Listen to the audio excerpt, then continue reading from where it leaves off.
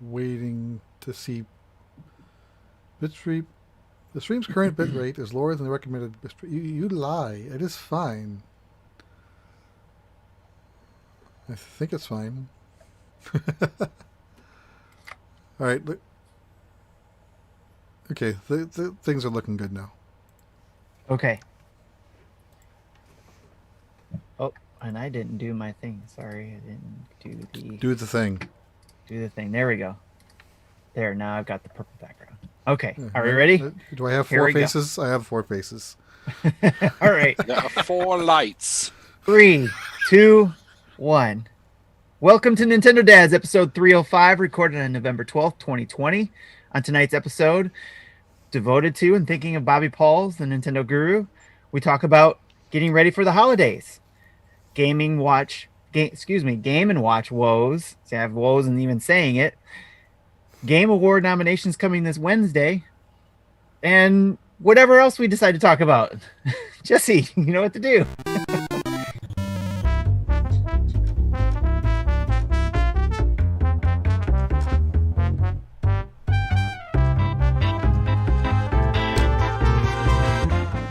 Hey, what's up, everybody? It's Marty here, and you are listening to episode 305 of Nintendo Dads. It's November the 12th, 2020, and what a week it's been. 2 next-gen console releases and 1 last-gen knick-knack coming out tomorrow that a lot of Nintendo fans want, and so much more for us to talk about this week. But before we get into that, I am joined this week by 3 of the greatest guys on the internet, Tim Off, Justin Masson, and Jesse Waldock. How you guys doing?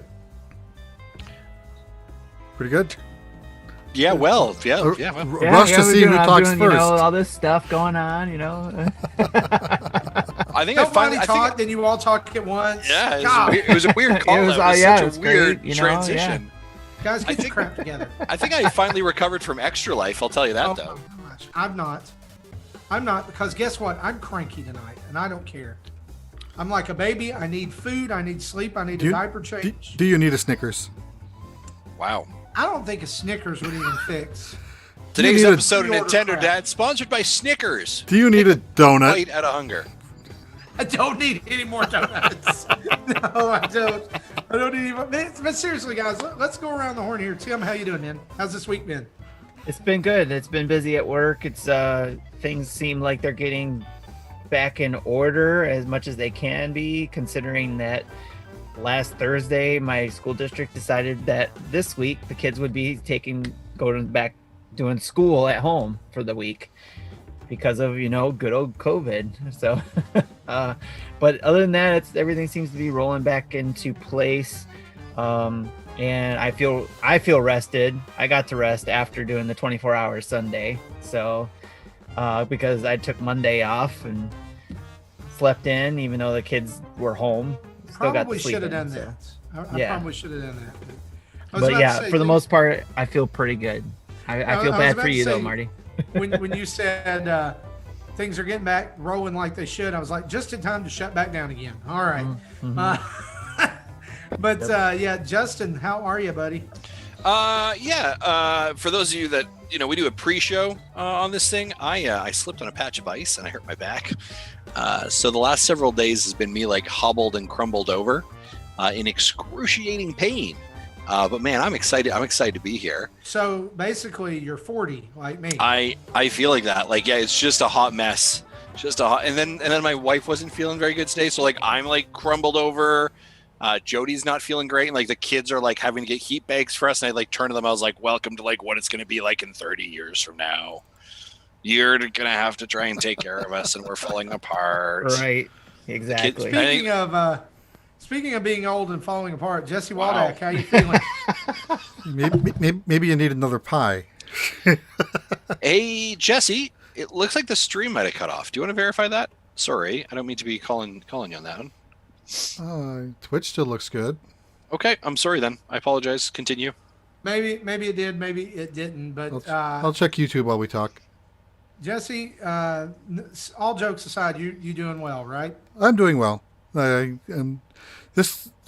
Every Friday in November and December, I'm taking off as a holiday. So I got at least 3-day weekends until the new year, so I don't have to worry about waking up, on 4 hours of sleep after recording, being exhausted. I can sleep until noon if I wanted to. That's awesome. I am envious of you. And before we go any further here, I just want to take an aside and talk to you guys about something that Tim mentioned at the beginning of the show. If you've been a listener of Nintendo Dads for a long time at all, you know that we have a very friendly relationship with Bobby Pauls, who is the Nintendo guru. He has a myriad of podcasts and streams over on YouTube, and just is a great all-around guy. And unfortunately, right now, Bobby has COVID-19, and he is in the hospital. In fact, he's in the ICU, where he is doing okay, but not great. And some members of his family have started a GoFundMe page for Bobby for his hospital stay and expenses. And we want to dedicate tonight's show, or devote tonight's show, to Bobby. We don't dedicate because Bobby's not dead. Bobby's a lot tougher than that. But our thoughts and our prayers are with Bobby, and we hope that the same for our community. And we know that we just made a huge ask of you to give to Extra Life in a big way over last weekend. But we're going to make a big ask of you again right now, and ask you to go over to his GoFundMe page and make a donation to finish off Bobby's goal. I think earlier he was only $417 away from meeting the goal there. And look, if you run over that, I just looked. He has exceeded his goal by $200, but doesn't. But here's the deal: from somebody who's gone through prolonged adult hospital stays before, it's never as cheap as you think it's going to be. Right. Yeah. You get a bill from the hospital, and then 3 months later you get the bill from about 15 different doctors. Yeah. So here's what I don't know this by experience at all. Oh yeah. Neither do I. We're going to drop the URL for that in the chat, both on Twitch and YouTube right now. If you were watching, if you're not, and you're just listening to us via audio, the place you can go to find his GoFundMe is tinyurl.com/GFM-Bobby. So basically it's like GoFundMe-Bobby, but it's GFM Bobby. tinyurl.com/GFM-Bobby. And Guru, if you're listening or you hear this, we want you to know, man, we love you. And we hope that you are feeling better very soon and you're back. We miss your streams. We miss you owning 15 Nintendo Switches and buying new ones. We miss you. And listen, I'm going to tell you, Justin, when he gets out of the hospital, he better call it a comeback. I was wondering if someone was going to say that. He probably will, and it will irritate me even more so. I just didn't want to be the one to say it. Yeah. Also, Onyx... Yeah, I don't know what it's like to get a hospital bill because I live in Canada. Never seen one of those before in my life. Yay, healthcare. I hope you slip and fall on more ice. The funny part is I can have slipped on. I can go to the doctor and they can give me pills and make me feel better and it won't cost me a dime. Yeah. Okay. So anyway, tinyurl.com/GFM-Bobby. That's how you can donate. And next week, we'll be donating to tinyurl.com/ScrewJustin. Wow, that escalated so quickly. Told you, I'm salty tonight. Today has not been a great day for video games. But anyway, go over there, support Bobby. And while we're in the neighborhood, Justin. If I knew that was coming, I would have had this queued up. Yeah, there you go. Speaking of rain, you guys over this past weekend made it rain in a huge way on Nintendo Dads for Extra Life. And while we're in here in the neighborhood, I just wanted to say thank you so much to each and every one of you who stopped by and donated to Justin or Tim or me or Antonio. And just to let you know, our goal of $3,500 got blown out of the water by $2,200. Mm-hmm. You guys, look, this is insane. It's insane. I don't even know what to say. I started my stream on Friday about $400 away from my goal, and I had blown past that by the time I played the second game. And then over the next 24 hours, donations kept trickling in. We helped Antonio meet his goal. We helped Justin meet his goal. We helped Tim meet. Tim had met his goal before he even started. Yeah, Tim was like, I don't even know why I'm showing up. Yeah, and so we're not done with Extra Life. No. All right. We've got one more contestant or one more team member to do their Extra Life stream, and that is Nick. And he's going to be doing that this coming weekend. And so you guys want to stay tuned for that. We'll be tweeting about it and sending out some socials about it. But go over there and help him meet his goal as well. Nick's stream is always a little bit different. I don't know what his plans are for this year, but for the past few years, non-COVID, he's done this with a group of his students from his church, and just had this weekend-long stream of them like hanging out and playing games and enjoying time together. And so it's always a unique look. And look, here's what I can confirm. Okay. I have been in contact with Mr. Nick Metzger. Okay. He chats with me every day. He's like, Justin, chat with me some more. I'm like, listen, I'm super busy. What do you want from me, Nick? Right? He's just that kind of guy. He just always wants my time. Also to send him really inappropriate photos, but I don't know what that's about. I kid. I absolutely love Nick. So here's what I know Nick will be doing. He will actually be playing, ladies and gentlemen, there's a reason to tune into Nick's stream. This is it. He will be playing some Paw Patrol. Paw Patrol is confirmed on Nick's stream with his son. I am tuning in for that. So that's going to be, I'm pretty sure, that'll be very, very exciting. And another thing I actually can confirm, so funny story about that whole Paw Patrol thing.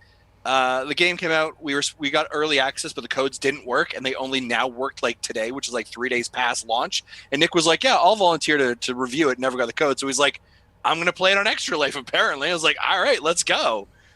Yes, Extra Life first look.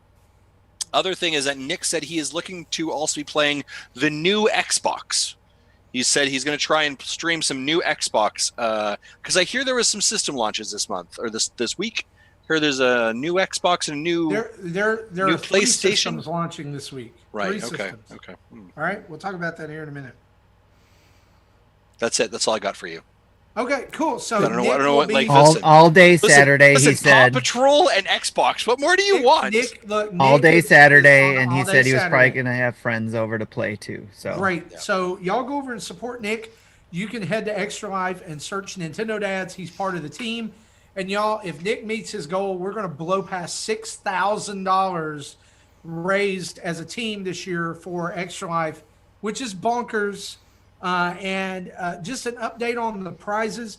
Those will be drawn for after Nick's stream is complete. All right. So if you donate to Nick's stream, you will also be entered to win fabulous prizes like a Nintendo Switch Lite, Mario Kart Live, all kinds of PDP controllers and Pixel Pals and cases and Nintendo Dads vouchers, all kinds of beautiful, surprise gorgeous gift from Genki. Yeah. Oh yeah. And can I mention a little tip there for anybody who has donated already and may have the means to donate again? Keep this in mind.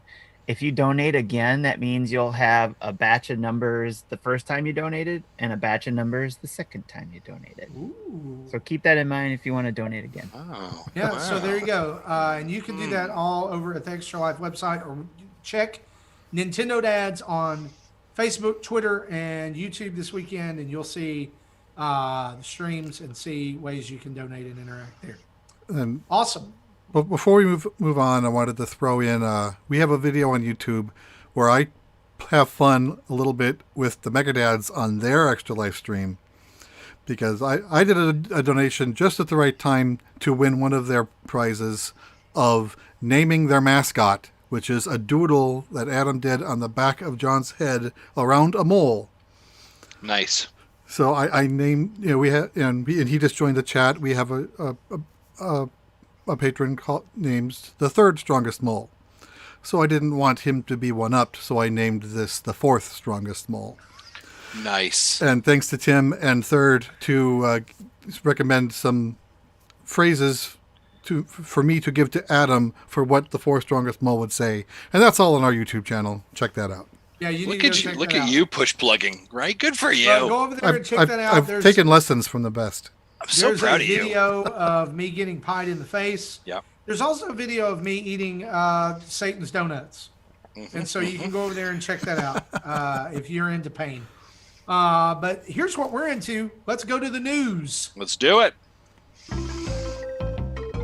Back in my day.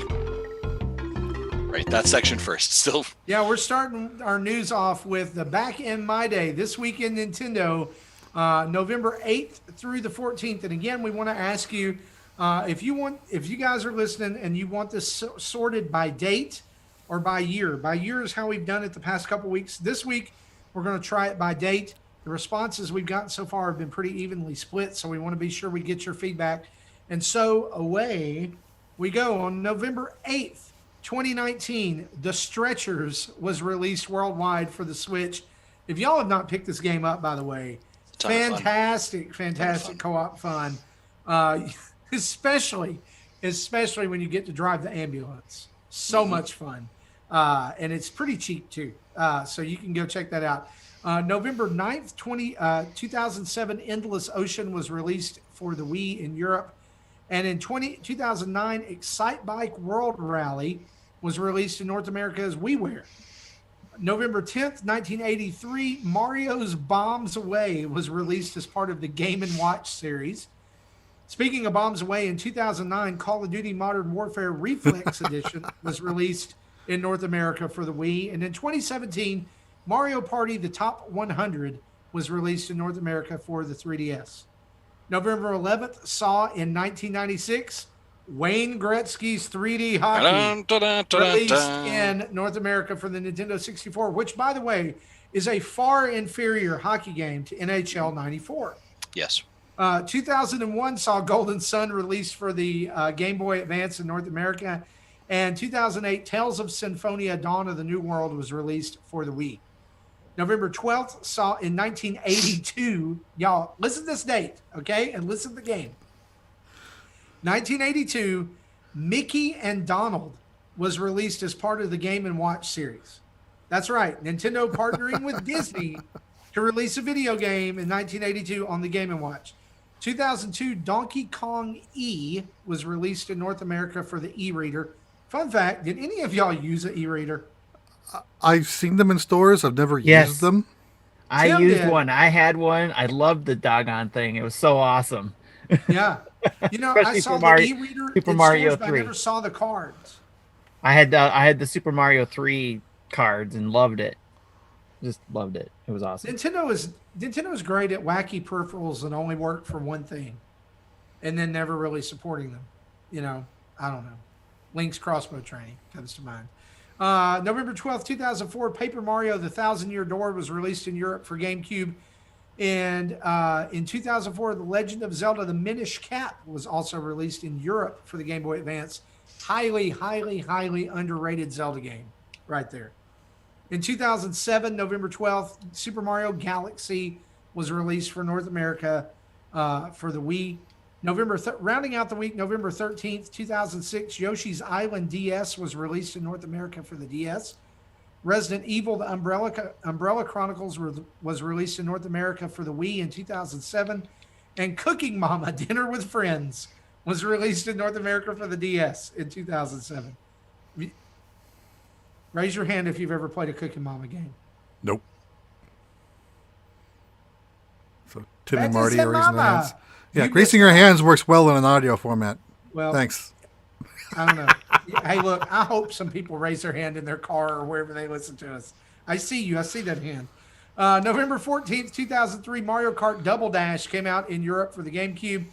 And in 2008, Wii Music was released in Europe for the Wii. By the way, totally confirmed, was in my Walmart today.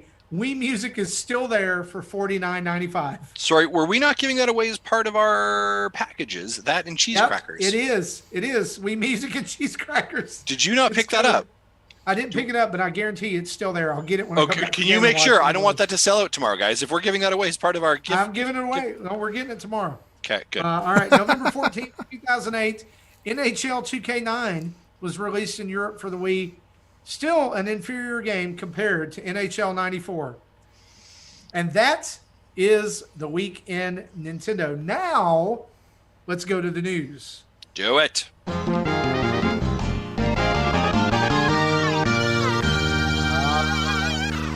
There's that sweet music. And of course, Justin, tell them who our news is brought to us by. The news is brought to us by the amazing over 115 people that support us every single month on patreon.com/Nintendo Dads. That's right. Because of you, we are ad-free. Because of you, we keep this dumpster fire of a podcast rolling every single month. And we are so thankful for that. If you're interested in becoming a patron at any of the levels, head over to patreon.com/Nintendo Dads for more information. Back to you, Marty. Thank you, Justin. So if we're ad-free, does that not count as an ad? Shut your mouth. That almost sounds like you're blaming the people who are listening to us for being ad-free? Because of you. Because of you, we're still here. Oh, man. All right. Side note, I do want to say just one quick side note. We have been asked by a company to do like an ad product. Tell them what it's for, by the way. Is that the one we suggested Dads After Dark people handle? Yeah, it would be a Dads After Dark. Let's just say it's below the belt male grooming. Y'all, look. Here's the thing. I've had enough of today. It's ball cream. That's what it is. It is. I'm sorry. Stop being coy about it. Even Loxton and Noggin's YouTube channel, which is like mainly a Pokemon channel, just did recently one of those. I'm like, oh my god, I can't believe he did that. It's not even just regular ball cream. It's European ball cream. Yeah, I have a whole bit. I have a whole like lines and stuff made for the. I cannot wait. It's gonna be a good time. I can't wait. It's gonna be a good time. I hope it's the most embarrassing stuff ever they have to say because they're not gonna care. Oh, it's fun. They won't care. Although, just as a reference point, we're not actually being paid for it, so it's not full sponsorship. But I'm just being transparent with our fans and audience. Nonetheless, let's continue, will we? Yeah. So I was going to say, speaking of ball cream, I don't know how to transition off of that. No, I was going to say, speaking of ads, holiday deals are coming out for Black Friday, and Nintendo announced their holiday deals this week. You can pick up the Nintendo Switch version 2. Which is the one with the new battery and slightly brighter screen, yada, yada.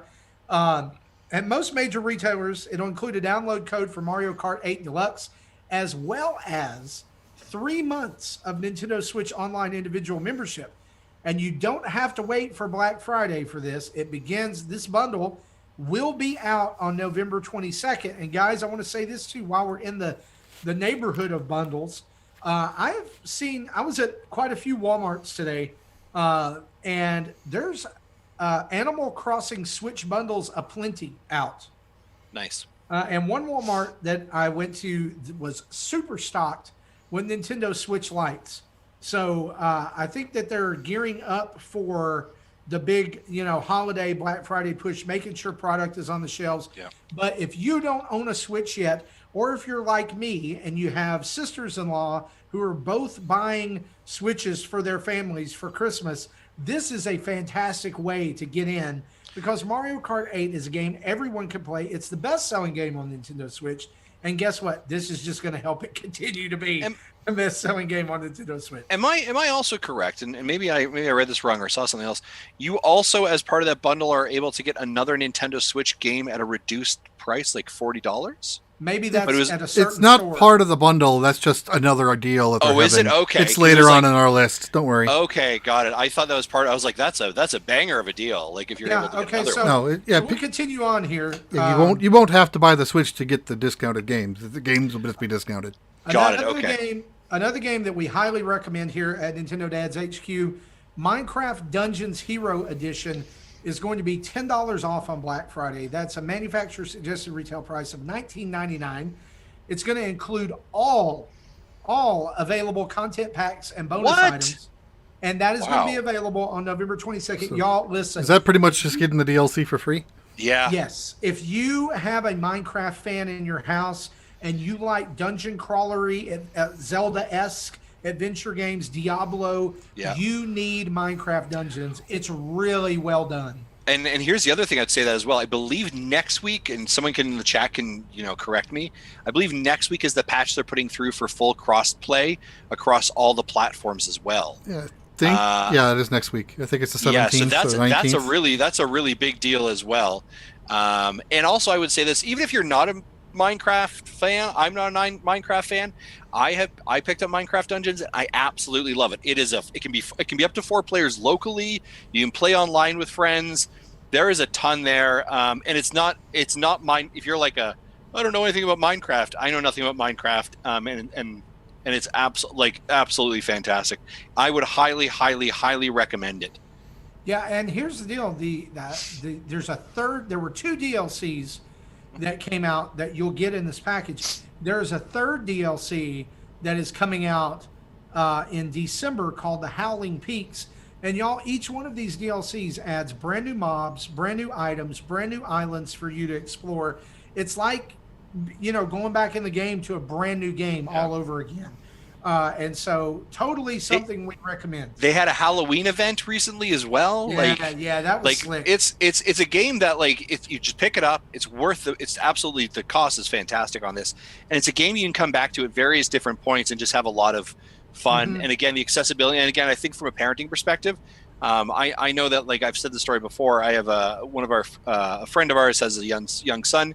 Whenever he comes over, he's like, "Can I play with your Switch?" And I was like, "Yeah." And he's always like, "Okay, then can we play Minecraft together?" Yep. Minecraft Dungeons. Yep. And we'll just sit there and play that and Smash. And those are the things he just absolutely adores. And that has actually been his gateway for video gaming. So it was super cool. Pretty cool. Also on Black Friday week, let me back up and say Minecraft Dungeons Hero Edition. That price is going to begin on November 22nd as well. So what it looks like to me is a lot of retailers are stretching out the Black Friday deals this year so that people don't all go to the store en masse due to COVID. I know Walmart has had something new like every Wednesday, every Saturday.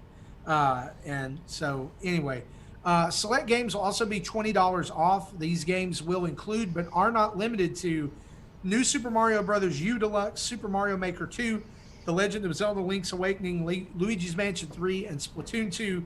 That's a price of $39.99. And that price actually begins on November 20th, but it's a limited time discount. All right. So if you're interested in any of those games, and again, there will be others, Nintendo very rarely puts a discount on first party titles. And so this is a great time to jump in. Justin, let's talk a little business here for a minute. Yeah. With the big bundle that we're getting, which is like a free game and 3 months of online for the cost of a Switch. And then you see all these first party titles. Do you think, and I just want to play devil's advocate with this question. Is it a little bit reactionary to the launch of new consoles from Microsoft and Sony? Do you think it's like, okay, we're keeping ours at the $299 price point, but here's some games you can get for $20 off. We don't normally do game discounts. Is this a reaction to trying to lure people to buy a Switch in the face of, hey, it's a brand new, super powerful console? Yeah. So my gut reaction to that is no, actually. I think these align very much with what we've seen Nintendo do in the last several years with their discount prices.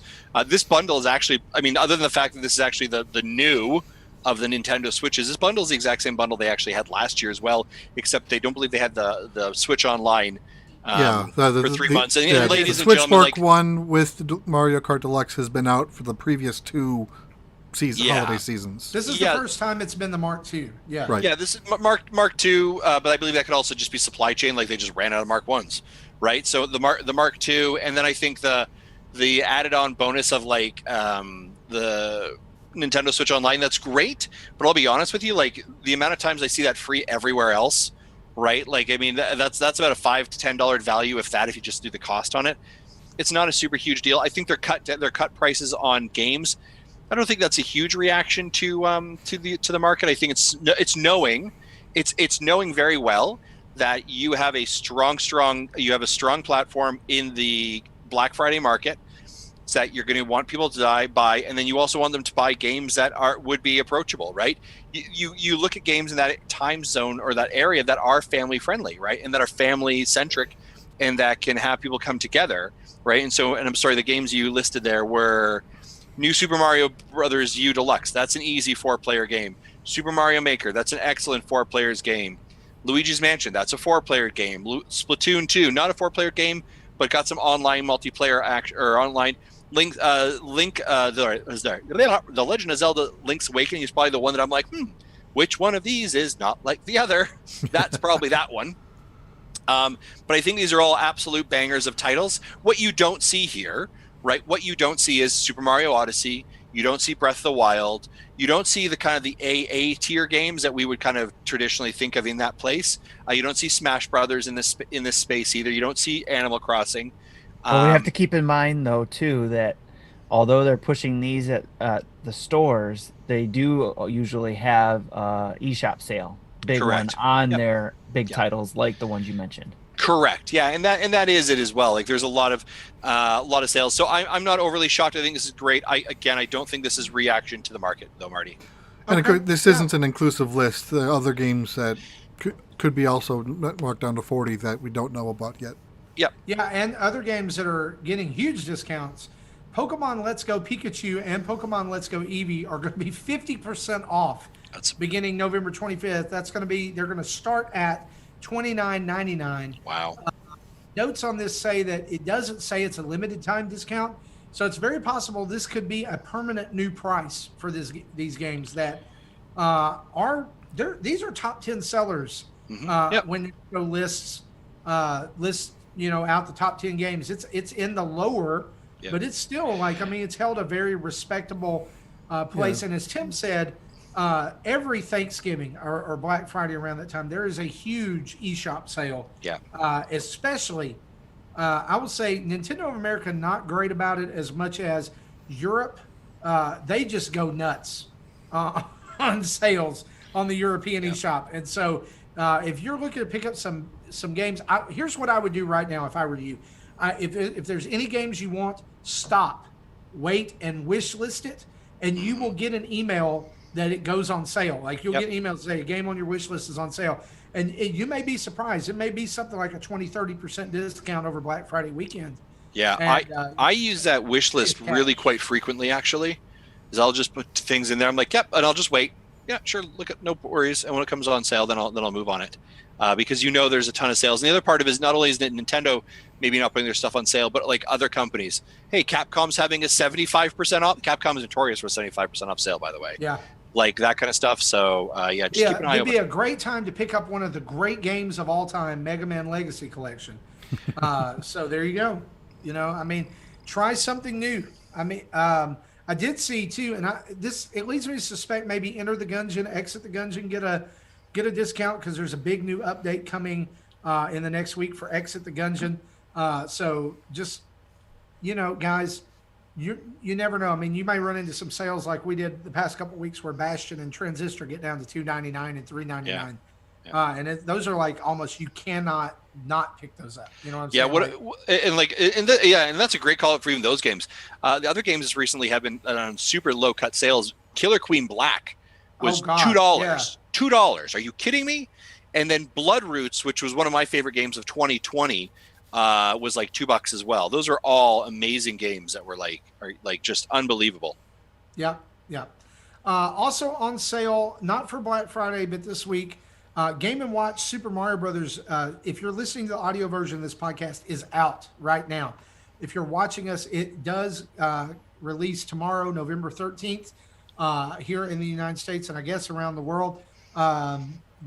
Pre-orders went up for a smidgen, and when I say a smidgen, pre-orders for this thing went up and were sold out so fast Nintendo didn't even have time to tweet about it. How do people know? I didn't even know. Someone finds out, tells Mario 64, he lets everyone else know, and then they're gone. Right? Yeah. If Wario 64 tweets it, they're gone. Google alerts. Get it, but I missed it, so I'll be at Walmart at 7 a.m. Trying to get mine because I'm not going to get this. I'm afraid this is going to be because I posted something about this in the Nintendo voice chat forums, and somebody was like, well, it could just be like the NES Classic where it sits on shelves for months and gathers dirt. And I was like, where do you live? Because that didn't happen in America. That didn't happen in North America. Where it did happen? It did in Canada. No, actually, Europe. Yeah, in Europe. I guess all of them went to Europe. I don't know. Yeah, when I was over there, I remember this is when the Super Nintendo launched, and I was like, "Oh, it's gonna be super hard to get." So like, I ordered it through Nintendo UK, had it shipped from London, and had it like delivered to my front door in Ireland. And then like I went down to like the toy store that was like 2 kilometers from my house. There was a ton of them just sitting on the shelf, and they sat They there were the just entire. building piles of I them. was like, "Oh, for flip's sakes, are you kidding Yep. me?" But anyway, Game & Watch is out right now. If you're listening to this audio, there's a song available in this game called the Mario Drawing Song. And Nintendo has released a very odd update saying that the song will be sung in the wrong language if you select one of 4 different languages.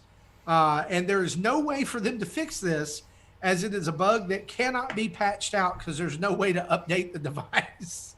So That's they caught hilarious. this after they produced. So if you select French, the song is going to be in German. If you select Spanish, the song will be in French. Oui. If it's in German, it'll be in Italian. And if you select Italian, it'll be in Spanish. Oh, there's so many things there that are brilliant. But here's the thing. I want to know what the Mario Drawing Song is. I don't know. Draw a mustache, and now draw some eyes. Here's I bet Well- you it's like I bet you feels like super racist. I don't know. Well, at I'm just least saying. in English, you'll hear it in English. Yeah, that's right. That's right. English, Dutch, and Japanese will be fine. That's fine. So, yeah, it's just bizarre. Here's some other little news snippets, and then we can move on. The Switch sold 735,000 units just in October in the United States. It's the second best October home console sales of all time. Number 1 is the Wii in 2008. But another thing I wanted to draw you guys' attention to is that My Nintendo News had a report from the NPD saying that the Switch has sold more Q3 units than any platform since the DS in 2009. So in the past month, think about this. We've had this second best October home console sales. They've sold more Q3 units than any platform since the DS. It's surpassed the sales of the NES. Y'all, the Switch is a steamroller. Yeah, yes. Like the answer is yes to that. Do you know what I mean? Like It's awesome. yeah, I have I don't know. I know this sounds, and again, you're on a Nintendo show, so everyone can be like, "Hey, he's super fanboying out," right? But there are days that I look at this thing and I'm like, so right beside Mario Odyssey is BioShock, and right beside BioShock is Fortnite, and right beside Fortnite is Breath of the Wild.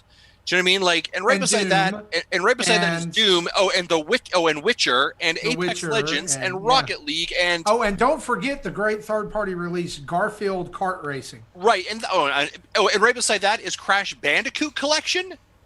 Like, wait, what? What? Huh? Oh yeah, and by the way, did I mention here's Cuphead and Ori? Like when you look at those things, like it just like done. Yeah. You know what I'm saying? Done, son. And by the way, we're only in year 4, and they're going to continue to go. Like I don't know. Yeah. Wait till Metroid Prime 4 shows up. Wait till Breath of the Wild 2 shows up. Wait until, by the way, and I have said it, this year was the year of third parties, and we continue to see third parties grow, right? And by the way, the president recently just said, we're going to continue to see more and more third parties. Oh, and by the way, did I mention, Control Cloud Edition? Never mind, that's something completely different. Right? We completely continue to see this, like, growth, and they want to extend their life cycle. All right, Justin, I'm going to do this. I'm going to out you. Okay. Drop your crazy Game Awards theory.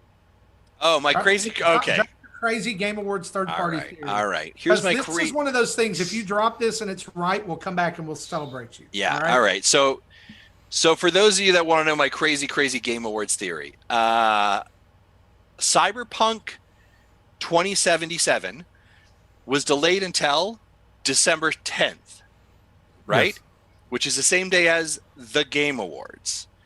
So could it be in an alternate universe, or in perhaps this universe, that at the Game Awards, Nintendo announces Cyberpunk 2077 cloud version is out today, and it is a shadow drop within a couple of minutes, and boom, it's done. Wow. It's a bold prediction, but I like It's it because I would absolutely like for nuts. it to happen. It's absolutely I would like nuts. for it to happen. But there's no reason it can't happen. There is no reason it can't happen. You're exactly right, because of cloud, the cloud thing. So yeah, I'm glad we've got that on audio. You mark this date, mark this episode. We'll see if Justin was right. I'm going to get nothing but like mean tweets for the next little bit. If you are right, we will gladly play the Justin. How's that different than normal? It's not like I gloat much. Also, out this week, Super Smash Bros. Ultimate was patched to 9.0.2. This just includes various gameplay fixes and balances for the game. No new characters, not really getting it ready for the next DLC character or anything like that. Just making the game more stable. You know, remember the old 3DS stability patches? All of the stabilities. All the stability. Pokemon Go can now send Pokemon to Pokemon Home, which is pretty huge news for trainers.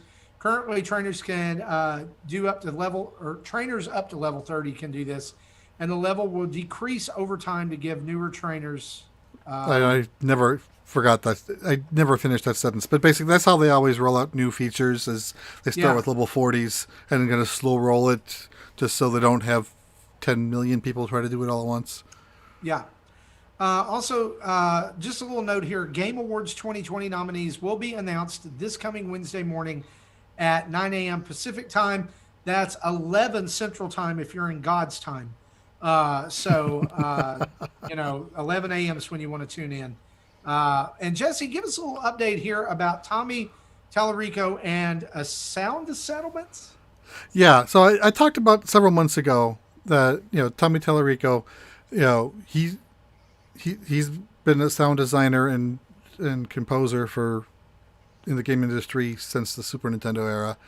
So he owns the copyright on what is known as the Roblox oof sound. And, Roblox has been using that for many years, and someone brought it to Tommy's attention. Hey, don't you own the rights to that? What's going on here?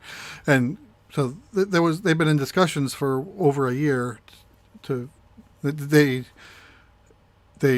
found out that they bought a CD of what they thought was royalty-free sound effects, and that sound shouldn't have been on it. So as kind of a settlement, what they're going to do is they're going to take the sound out of the game's default game creator kit. So, but the game, it can be purchased. Go ahead. Wait. I got to back up and I got to ask about something you said there. So what you're literally telling me is that Roblox, the creator of Roblox, to get sound effects, literally just bought a CD of royalty-free sounds? Yes. It just said, whatever's on here is what we're going to use? Yes. Okay, just let that move. Just let that go past you like a wave, Marty. Like if there's things to be stuck on, that might not be it, my friend. That might all not I'm going be to say it. is this. It's a pity that the settlement here couldn't have been destroying Roblox completely for all times. Ooh. My God, Roblox is a dumpster fire. Marty, can we just have a quick conversation? No. Okay. I've said it. It's all I need to say. I'm done. Buddy, you need to walk that back. The Roblox community is going to come at us. Like I can't deal with that. I can't deal with the mean comments we're gonna get from the Roblox. They can community. make a game where they beat me like a pinata until I explode. That's fine. I don't care. Okay, Roblox is garbage. Go play real games. My son's like, "Hey, Dad, look, I'm playing Pokemon in Roblox." I'm like, "Why don't you just go play Pokemon? Just go play the real game."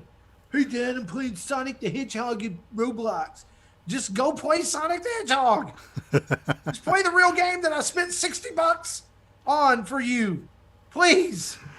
Okay, so what they're going to do? It's just like, okay, moving on. They're removing the sound out of the default game, and then the content creators can repurchase the sound for $1. Or whatever, for 100 Roblox or whatever it happens to be in their currency. And it just, oh, I know what it is. It's Robux. Yes. The best part is just how angry you are about it. Like, it's the best part of my day. I hate it. And it could die in a fire and I wouldn't care. Tommy's also going to have a variety of sized of audio packs that can be purchased, ranging from like $10 up to $250. Just the more money, the more sounds will be packaged in that they could be used by the content creators. He said there'll be like multiple takes of the oof sound, so it just won't necessarily be the one. And Multiple takes of the oof sound that we can charge money for, among other things. And then, of course, Tommy will get royalties on these purchases. This is open market economics at its listen, best, ladies and gentlemen. Listen, here's what we're going to do. If you are out there and you are willing to spend $250 on sound packs, I'll record oofs. A knockoff Lego game. Here's what we're going to do. I need to have an interview. If you will come on and have an interview on Nintendo Dads defending your stupidity, we'll give you a free t-shirt because God knows you need it if you spent $250 on sound packs. I don't know what else is out there, but my understanding is the end players. My understanding is the end players don't need to buy this. It's the people who make the games out of the Roblox engine that would have to pay for it and use it. Okay. I think. I'm done. I think Ebicel. Yeah, I think Ebicel's saying, Marty. I see you now. So maybe Marty, just take a knee. Just calm it down. Just calm it down a bit. Okay. That's all our news. Let's talk about some events.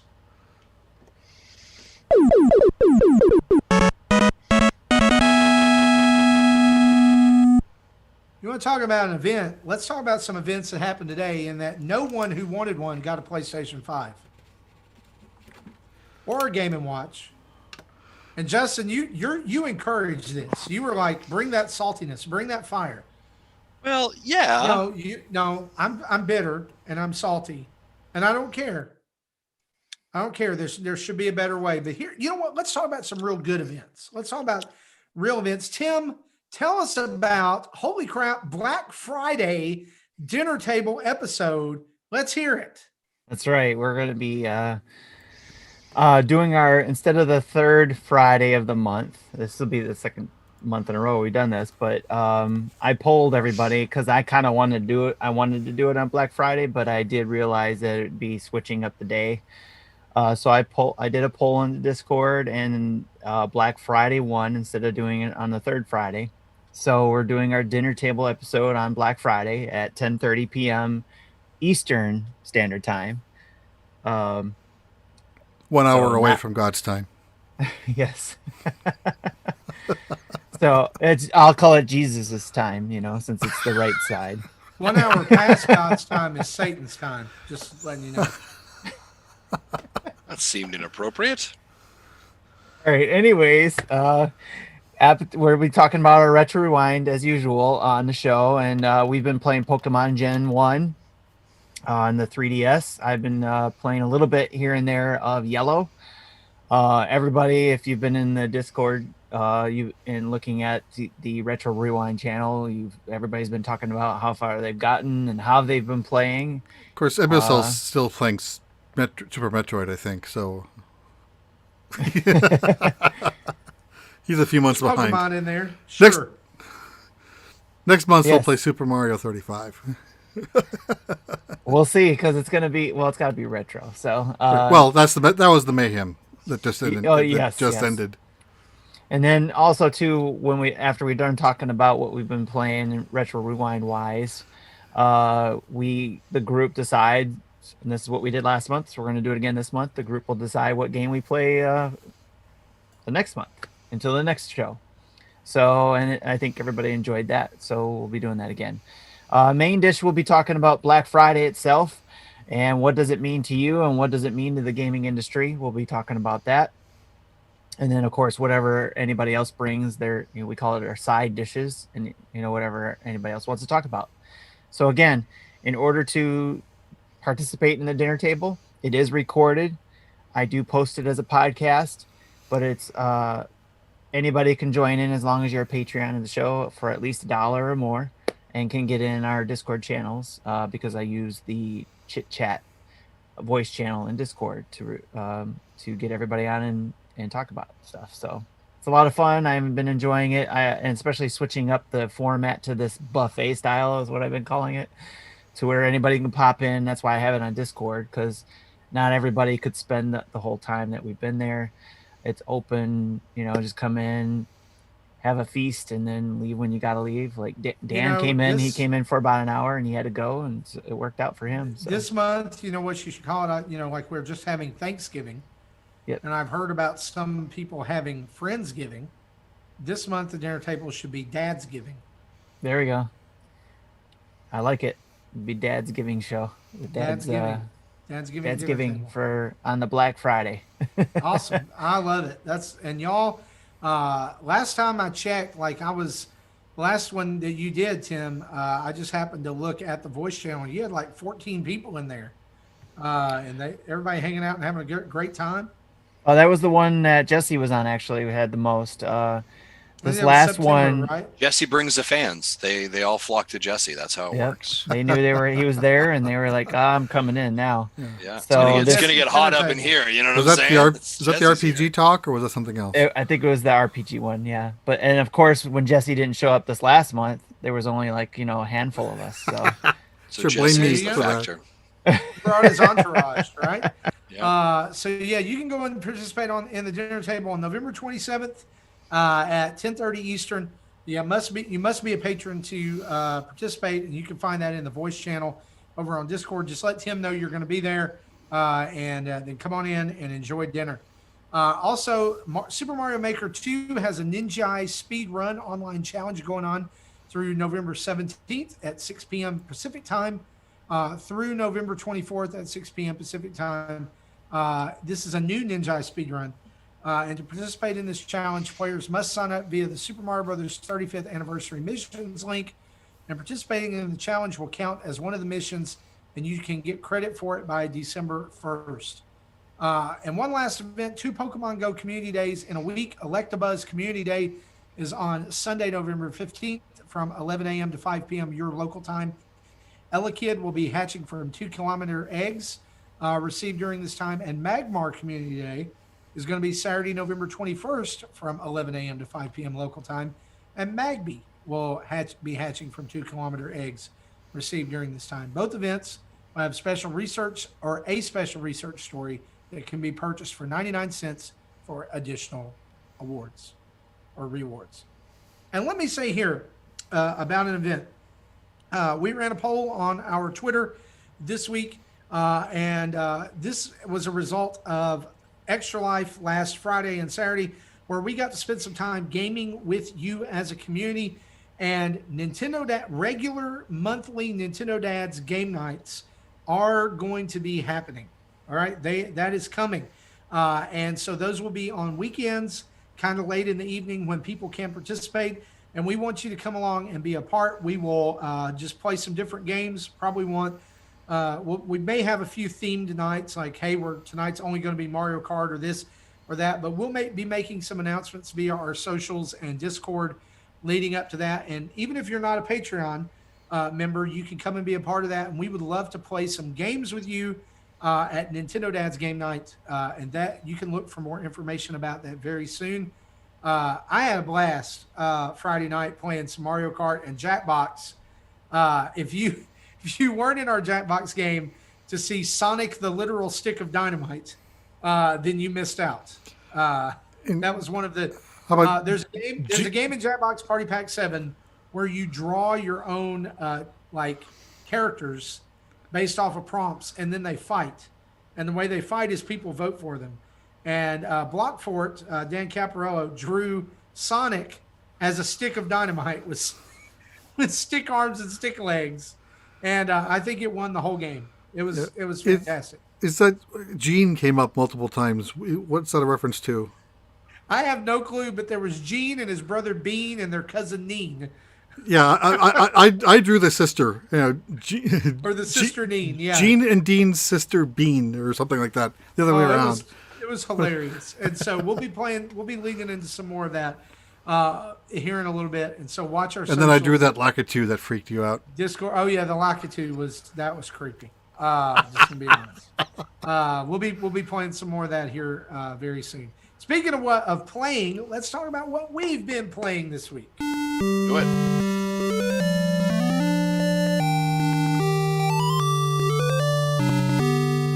All right, Tim, you're on the bottom of the screen for me.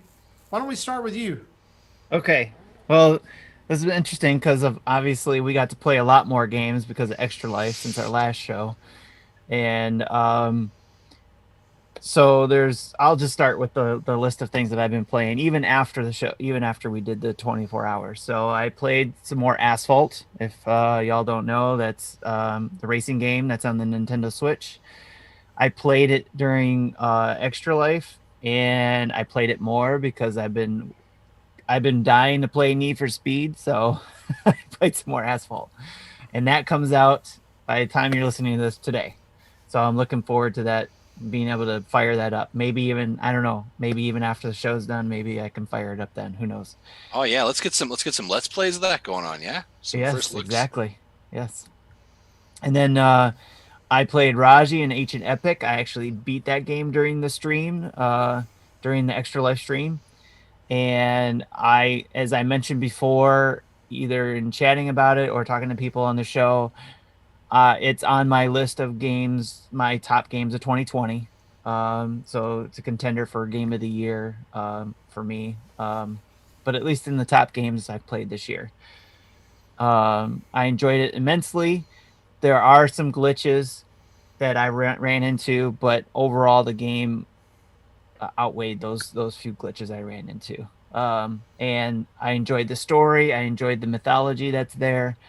And I highly recommend it, especially I called it like it's similar. It gave me God of War vibes, PSP God of War vibes. Let's put it that way. If you ever played the God of War game on the PSP, but the difference is that instead of all the hate and the blood and the gore that was in God of War, this was more about love, and there is violence obviously because you're beating up demons in Raji, but it's more about trying to save your brother in Raji, so and trying to save the world eventually as well. So I enjoyed it immensely. I highly recommend it. It is a indie game, so check that out if you can. After that, I played Sniper Elite 4, which I can only say that I played. I'm not going to give any type of review on it right now because it doesn't come out until November 17th. So I got to preview that, though I was allowed to preview it during our Extra Life, so I got to play that. I will say that I've been looking forward to playing a sniper-based game, so I was looking for something like this, and was thankful that we got the code from that developer to be able to check it out. So I did that did drop, right, Justin? You did put that video out? Yes, it did. Yeah, it came out yesterday actually. Yes. So the replay of that stream, if you want to check it out, is there, so you can preview it and check it out for yourself, and leading up to November 17th release date. WWE Battlegrounds, played some more of that with Sammy, of course, during Extra Life. He's been enjoying that. He really likes it. We created our own characters and had a lot of fun doing that. Still haven't quite figured out some of the modes in there, and I know that Marty and I were thinking about doing like a tag team online match with that, so I'm not 100% sure how that's done yet, but I've been playing with some of the modes. I just started tinkering with the campaign mode, and I was like, oh, okay. Yeah, I want to, as you're talking about this, I want to chime in and kind of say I've Sure. been spending a lot more time with it now. Now that kind of things have slowed down as far as game releases and things. And I've got to spend more time with it than I did when it launched. And I like this game, but I don't love it. Like, I wish I could love it, but it suffers from the same problem that I had with NBA Playgrounds. Was that the name of it back in the day? It was also developed by Saber Interactive. Is that they like there's some times where the game is stupid easy, and then there's times where the game is super cheap and hard. Okay. and like I don't enjoy that. Like I wish there was a consistency throughout. I Right. mean, like I was playing a one-on-one match the other day in the campaign mode and was just dominating, and then or no, a gauntlet match where you had to fight like 3 people in a row and eliminate them. And then I fought one of those in a one-on-one match right after that, and he literally reversed every move that I did for 5 minutes and then pinned me. And I was Wow. like, this is not fun. It's Right. like it's not balanced. Something's not balanced there. That makes Yeah, sense. and it still feels to me like I like the arcadey style gameplay. Yeah. But did you? I ever like where play- they're going with it. Did you? It Did you ever definitely. play back in the day the WWF WrestleMania arcade game? Yes. Yes. I really wish it was more like that. And I have a feeling it could end up going that way, being this is their first Yeah. iteration of Battlegrounds. I'm hoping that I'll say this: I will buy the next iteration of Battlegrounds if it did well Sure, and they yeah. do another one.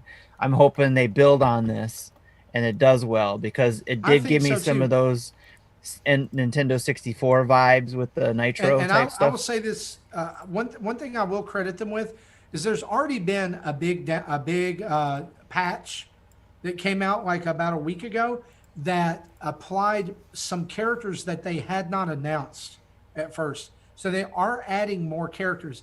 And to answer, I wanted to answer somebody's question. Possibly Warren Akers, I'm not sure, asked during Extra Life, do they have a lot of like vintage characters? And this new update added a lot of vintage, like several vintage characters, like the Ultimate Warrior and Batista and Goldberg and things like that. So I think we'll continue to see more of those legacy characters updated. There's several in the game, but there's some very notable exceptions like Bret the Hitman Hart and others that I would really like to see in there. I think they're just saving them for content down the way. Yeah, I hope so. I did see that they advertised Andre the Giant too there. Oh so yeah, he's in the game. Yeah. Yeah, because I So have that's him cool. unlocked.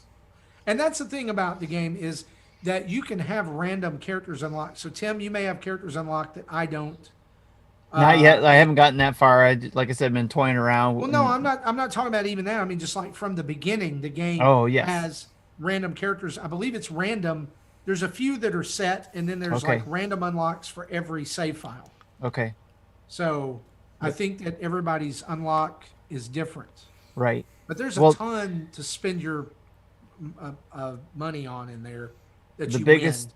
the biggest part of it that I'm looking forward to trying, hopefully sometime, is with friends. Being able to play, because that's what I used to do with the even when we had for the PlayStation. I think we had versions, wrestling games that we'd have tag team matches. We'd have actually buy the belts and have them and be goofy about it. The next thing that I'm going to do is I'm going to design the 4 of us as created characters, and we're going to see who the ultimate Nintendo dad is. There you go. I like it.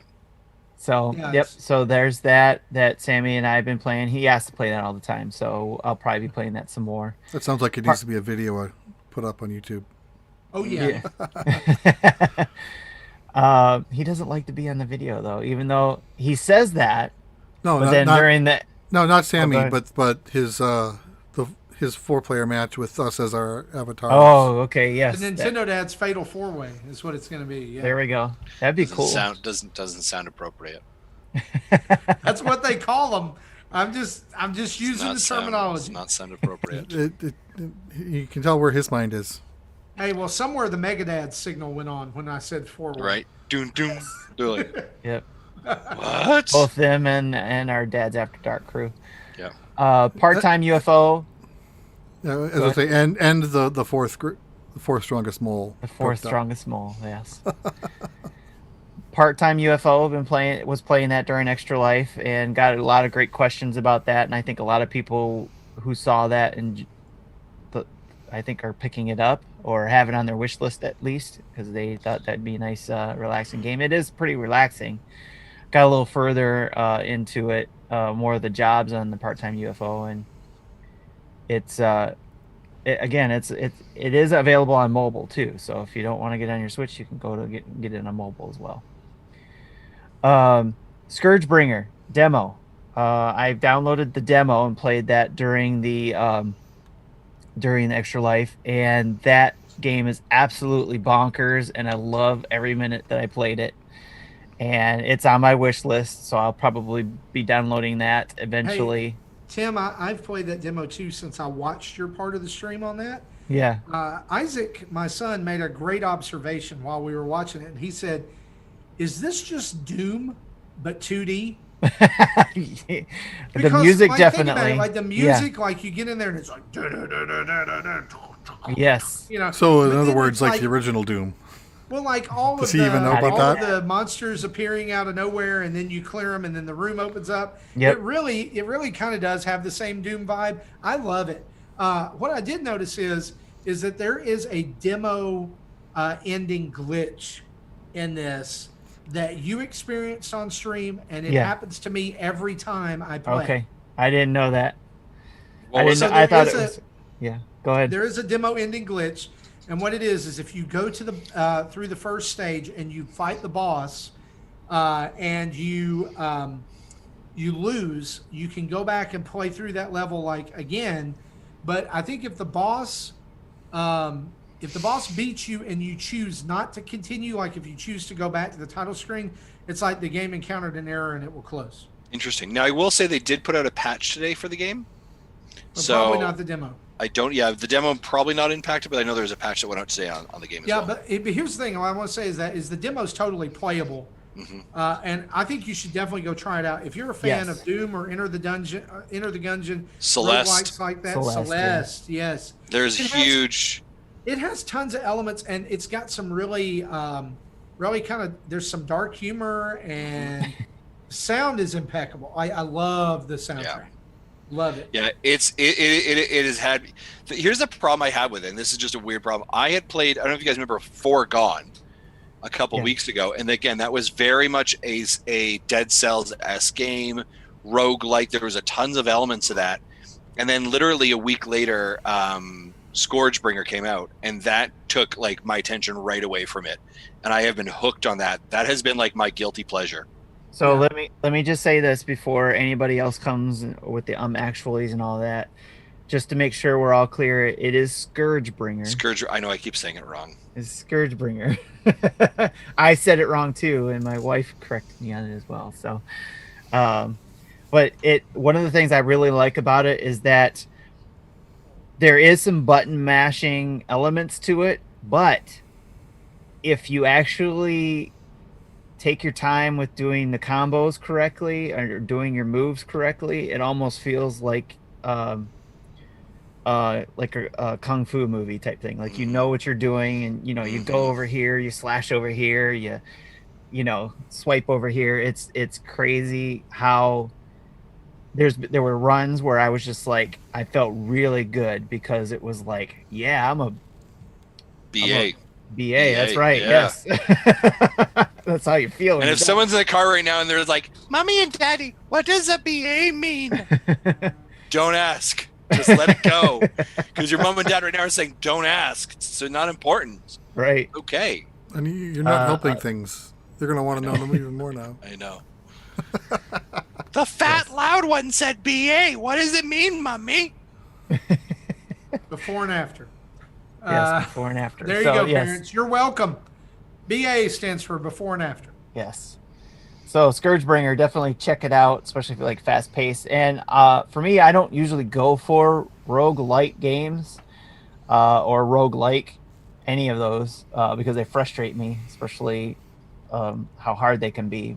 This is hard, but I enjoy that you learn from your experience and can make it farther. It's forgiving in that sense, where you learn from it, you understand your mistake you made, you go back through, and you try again, and you get different loadouts and all that kind of stuff, and it's actually pretty fun. And so I'm every time I talk about this, I'm thinking about going to buy it anyway. So, but I'm should gonna, maybe put it on the wish list, right? yeah, it is on the wish list for sure. It is there on the wish list, so it's there for when I'm ready to buy it. So in case I don't remember to. While playing an Extra Life, I actually got a recommendation, and I think it's from Anoxis, who I think is in our chat. he recommended I try Thumper, which I actually owned already, and I think we did. Zach did a review on a while ago, and I downloaded Thumper and tried it, or re-downloaded, I guess, because I had it already. Played that, and man, that is, you got to be concentrating on that sucker. It's a rhythm-based game, and you have to. I was like into it. I think if you go back and watch it, and I think I clipped it. It's highlighted on Twitch for sure. So if you can watch, I highlighted a lot of the games, pulled out all those highlights from different games, so it'd be easier to watch. So Thumper, I'm actually holding my controller like this, looking into the, my TV here, but it looks like I'm looking into the camera or looking into the monitor. I'm trying to concentrate and just getting through the waves and the streams and the slides was something else. But it felt good to get through,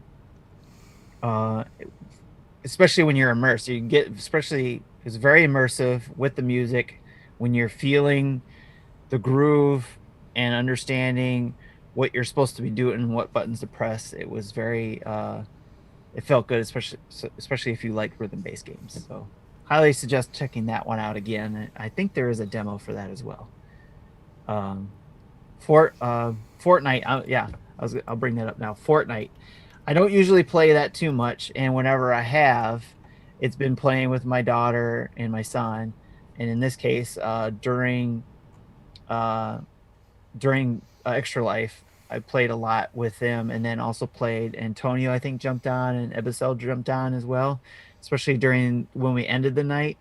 And I think we got multiple victory royales as a team.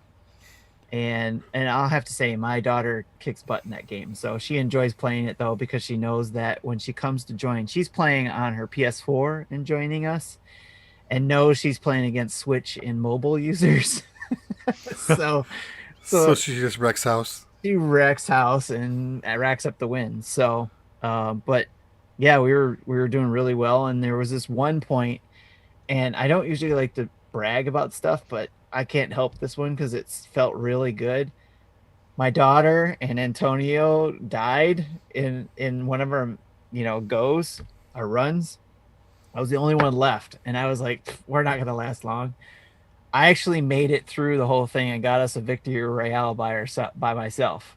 That's awesome. Just mad shooting, just people dropping like flies left and right. It was crazy. And I was proud of you, Tim. Really, I was. It felt good, and it was amazing. It was crazy just how lucky I got. It was luck, I'll tell you that, because it was a lot of fun. The other game I was playing, Ghostrunner. Yes, let's talk about that. You and I both playing. Yes. Ghostrunner, and actually let me hold off on that because then I can transition that to you as well. Okay. Before I go back to Ghostrunner, let me just say I played a Nintendo game, a game that I used to like playing on the PS3, but I don't have my PS3 anymore, is Split Second. But I found out I could re-download it to the PS Vita. It's a PSP game. It's a racing game. It was made by Disney Interactive that I wished, and I even asked them. I went into Twitter and found the old team, the old studio that did it, and asked them, can you please port this to the Switch? Because I love the racing game Split Second because of the racing you go through. It's not just a regular racing game, because what you got to do is you earn, kind of like in some games where you earn a boost by drifting or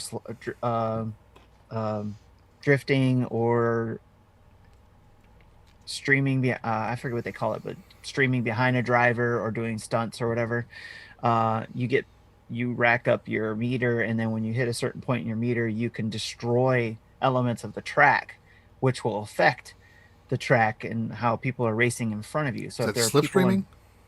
Slipstreaming, yes, thank you. When people are ahead I of don't you, know how I know that. I don't play racing games. when you blow up the track and blow up people in front of you, you can take out whoever the leader is, and then that kind of helps you get ahead. But you also have to watch out because that could happen to you as well. But again, it changes. Yeah, kind of like that. I've been blue shelled again. Yes. And it affects the track, and it changes the track too. So one lap, you'll be going one way down the track, but if you got if something changes the track by destroying, say, a tower, an airport tower comes collapsing on the racetrack, then it changes where your track goes, and on the second lap or third lap. So again, it's a lot of fun. I think it's a underrated racing game that was out on the PS3, but it's also out on Steam. I actually have it downloaded there too, but I haven't been able to play it there yet. But I have it on my Vita, and hoping to play with that some more. And on deck, I have Bridge Construction, the Walking Dead edition, which I just got today, and I'm looking forward to playing. So if you like the bridge construction games, like I do, I like, it gives it time to sit there and use your brain. I like the element that it uses. It's a Walking Dead characters and zombies, and you're trying to save them and from the zombies. And the video I watched shows some funny scenes of things collapsing on top of the zombies, and they go splat. So I'm looking forward to trying that out and doing a stream of that soon. And then, of course, I said Need for Speed Hot Pursuit. I'm looking forward to dropping. Probably won't be after midnight tonight, but sometime tomorrow I'll be able to play that. Now back to Ghostrunner. Ghostrunner! I downloaded that and played that, and I will say this right off the bat. The moment I had the time to play it was when I went to bed. That is not a game to play when you're laying there trying to relax and go to sleep. Sure. Yeah. So the little bit I played, yes, it is basically a parkour type game where you have to learn the right button mashes. And in fact, I changed my control scheme to help me with that, because I did not like the default controls scheme they gave me. But basically you're running and jumping and wall jumping. And then when you have to kill, it looks like robots or something, at least in the beginning part that I played, a lot of robots that are trying to shoot at you because you're not wanted in this area. I haven't quite picked up on the whole story yet. But there was a part where it was like, as I was learning, I was like, oh, I like this. I'm getting the hang of this. And then as soon as you get the hang of it, nope, you're dead. You're doing a lot of retakes, and you do start right away, at least, and do a lot of reruns or have to start that run over again. But again, like I was mentioning for this ScourgeBringer, where it's you learn from your mistakes and you move on, you try it again and keep going. Ghostrunner doesn't seem as forgiving right now. But again, I was playing in bed, lying down, and not fully into it. So I'm going to give it another chance. How about you, Justin? Yeah, so I played about 45 minutes of it on stream. You guys can catch it on our Twitch and YouTube channels as well. It is definitely, so let me just first and foremost say this. It is not a kids family friendly game. It is a M-rated game. It is they describe it here, Ghostrunner is a hardcore FPP, so first person perspective slasher. And so it kind of put in this dystopian cyberpunk universe. There's this parkour element to it. This game actually came out last month over on Xbox and PlayStation. It scored relatively high. I think about an 8 or an 8.5. A lot of the major outlets like IGN was providing it. And it was delayed coming to the Switch by a couple of weeks. Now, what I will say off the hop is you will notice a graphical drop. I think in some ways, and Tim, you and I both played Outer Worlds, and I think at times it reminded me of that, right? The graphics were not quite as polished. It didn't quite have that look that I think we would have expected from it. It is one of the things that I will say about it. The music is very quick. It is a one hit. So you get shot, you're dead instantly. So it's kind of like those ideas of like Meat Boy, right? Or Super Meat Boy, that very strategic precision. It's pixel precision, but in a first-person parkour versioning of it. They give you lots of options. Now, I think Tim's commentary about like remapping the buttons are absolutely correct, because primarily a lot of the buttons are played just up here in your L's, your L, R, Z, L, Z, R. And so that can feel a little bit finicky at times. I'm going to remap mine cramped. for sure. I felt I feel like doing cramped doing that. My fingers are going to like... Yeah. So definitely want to kind of reposition that. It is hard. But the one thing I do say to that, and very much like something like Super Meat Boy, and I said this during our stream, is that when you die, you are back in the game so quickly. And there were actually times that when I died and was back in so quickly, I was like, oh, I didn't even know I died. Like there's almost not. I was just like, and I'm back here. Okay, I must have died.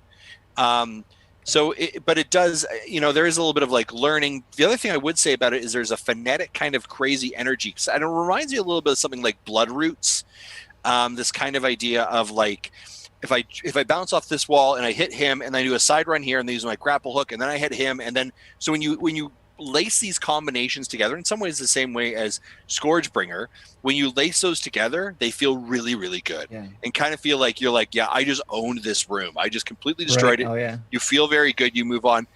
But I didn't and it find uses that bullet time too thing. Yeah. That helps a lot. And yeah, but you got to get that timing down, because one of the frustrating things I had was in the training part of it, where they have you do the bullet time. It gives you time to align how you're going to attack somebody, where I was like, okay, I thought I could keep doing that going forward. But when I tried to do that, no, it was like, okay, you do bullet time. You get like a millisecond to move left or right or to strafe, and then jump forward to attack. You don't have time to align. You're basically, okay, left, right, you better know where you're going to go. And then it goes. Whereas before I thought I had time to align that. Yeah, you do have it's a little bit unforgiving, I would say, in that way, right? And sometimes it was like death is like, I don't know if that was necessarily fair, right? But it is what it is. The developers actually watched our YouTube video and commented on it as well. And one of the comments they said is that like they are looking to put a patch in the future to kind of help with the graphics, to kind of do another smoothing it out, I guess. So that's a great thing. For the way I think you want it to feel, right? So if you're looking for, I like to chain awesome attacks together, feel like I have power, control, this kind of dystopian environment slasher, I would highly recommend ScourgeBringer over this one. Would be my recommendation at this point. Ghostrunner may be a game that in a couple of months when some patches come out, it comes back to it. I don't know if it's going to hold my attention to really come back for when I think of other games I have in my docket. It is also a relatively big game at about 8.5 gigs, so that's something to be aware of. So yeah. The last thing I'll say I've been playing is Pikmin 3, and I love Pikmin 3. It's a lot of fun. I've been playing the bingo battles. I played that on stream during Extra Life, and it was a ton of fun. So those are the games I have been playing. Awesome. Jesse, you're up. All right, so I've been playing more Dragon Quest VII. I rolled credits on it yesterday at 99 hours. And then so I compared my endgame rollout build out with my build out from the first time I played it, and I actually have like 5 hours less and 3 or 4 levels less than before. So of course I went to try to do one of the first end game boss, which I never did beat the first time because I didn't want to grind. This time I found a nice way to grind, so I think I'm up like 15 levels over where I was before. I found the place where these like platinum gem slimes or something are spawned that are. I had to grind out some jobs that lets me do an attack that ignores their defense, so I can kill them in one shot. And once I finally get, and they are 65,000 XP each, so I kill 2 or 3 of them, and I've leveled up everyone at least once, if not twice. So I'm probably going to get them to 60s and then try that boss again that I could never beat the first time. And I played more Super Mario Brothers 35. I got to level 100. It was from level 99 to 1 star. That's basically level 100. I did that like 10 minutes before the monthly mayhem deadline. Nice. And so I ended up getting like 14 wins. And they talk about it in the Dads After Dark episode. But I ended up ranking 4th place, which I was at one, early on I was in the lead, and because I was like winning less than like one in every 7 or 8. And then I go 3-4 weeks without a win. That hurt. Because not only do they give you more points for to getting wins, but getting the win gives you more coins, which gives you more XP, which gives you more levels. Right. So the person who won ended up with like 50 some wins and like level 70 some star. Yeah, that was So he was nowhere else was near him. right. I'm trying to find the name. So I haven't touched it since then. I'll probably play it a little bit this weekend. There's the weekend special event is levels like 5-1 through 6-4.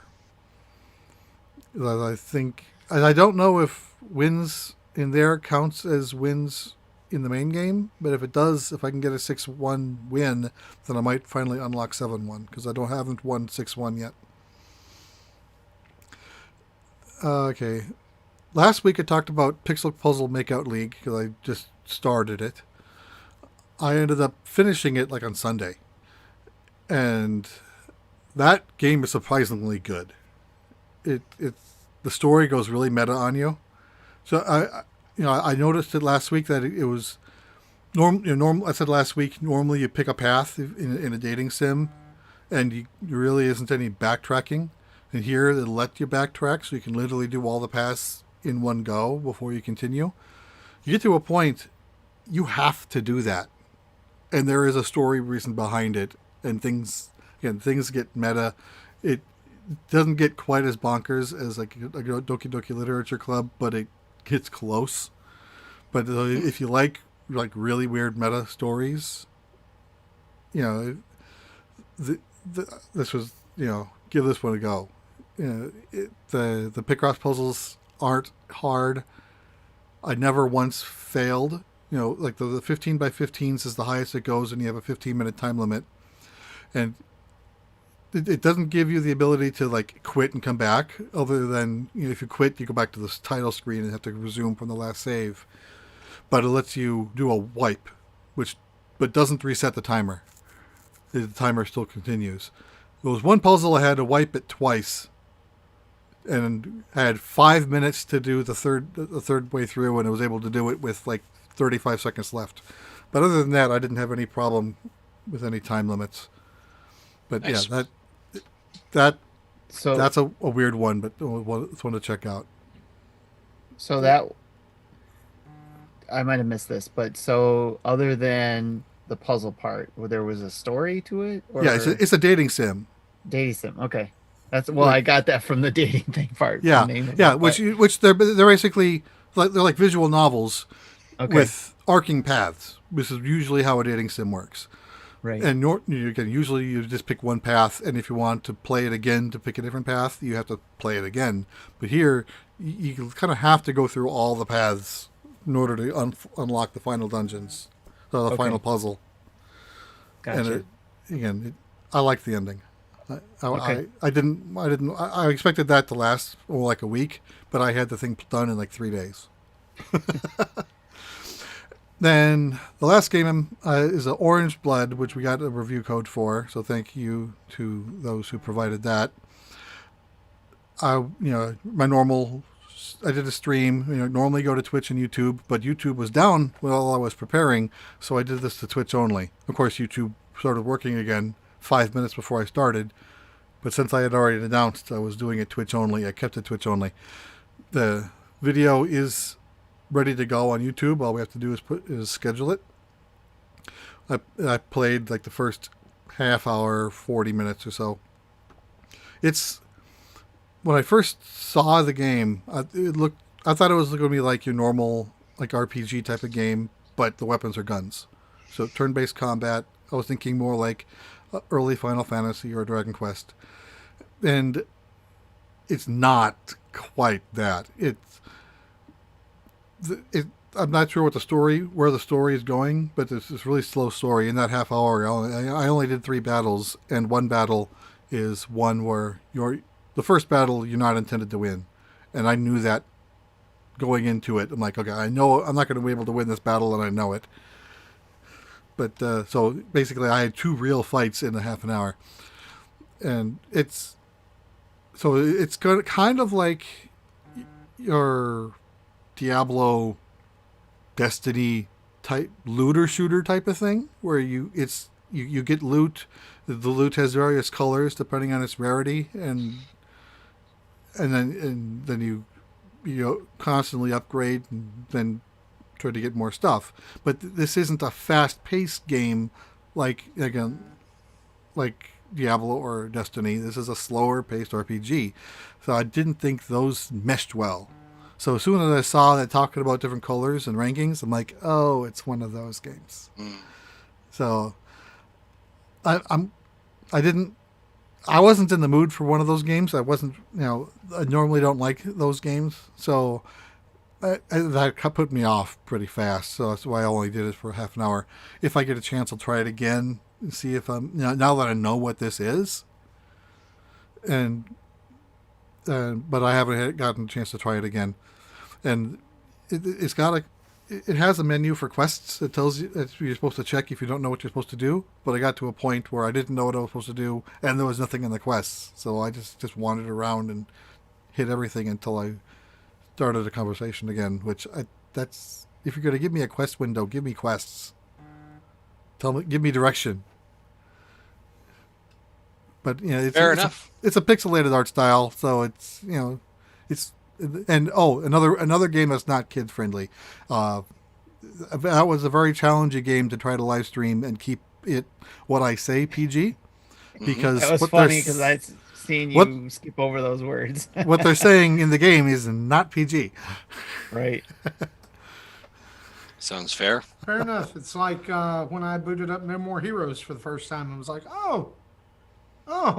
Yeah, this is not for, this is fun, but it's not for daddy son time. Yeah. Your discretion is advised. Yeah. There you go. And again, and I'm okay with games like that. It's just, I was live streaming, and we want to keep things PG in our channels. Hey, Jesse, did you get a chance to play that other game I sent you a code over for? I have not. I'm going to try to hit that this Speaking weekend. of a game that's probably not going to be PG. Right. Yeah. If it's... Yeah, the cat one. Right. Yeah, the cat one. Everyone is wondering, what are they talking about? You'll find out later.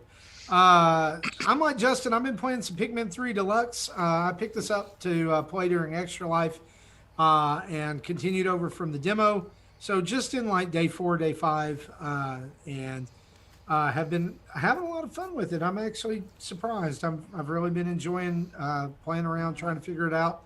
But my big game that I've been playing this week that I put a ton of time into is a Nintendo game. And I can talk about this because I want to. And listen, shush you. Playing Apex on Steam. Shame. Couldn't wait for the Switch. It's okay. It's totally fine. There's a reason I want to talk about this game. All right. I have been playing. Other than the theme stuck in your head? Oh my God. Y'all, all week long, I've been walking around kind of bug and kind of snack. Go look up the Bug Snack songs. Are we able to bring that into post here, Jesse? Can we insert the Bug Snack song in post right around here? Talk about just pause for a second, everyone.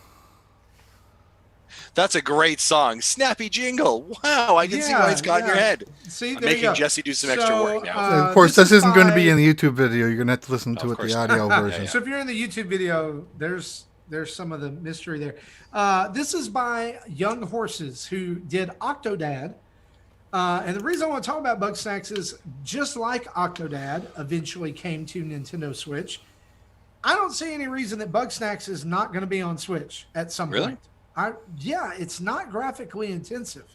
I really believe that the only reason it is on PlayStation exclusively right now is some kind of exclusivity deal. I mean, I know it's on Steam and it's on Mac OS as well, but I do think that it's eventually going to come to other consoles in time.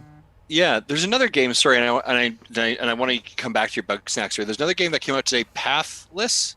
Yeah, Pathless, I believe, which is a PlayStation game as well. It's also an Apple Arcade. Yeah, I suspect that will also come over to Nintendo Switch.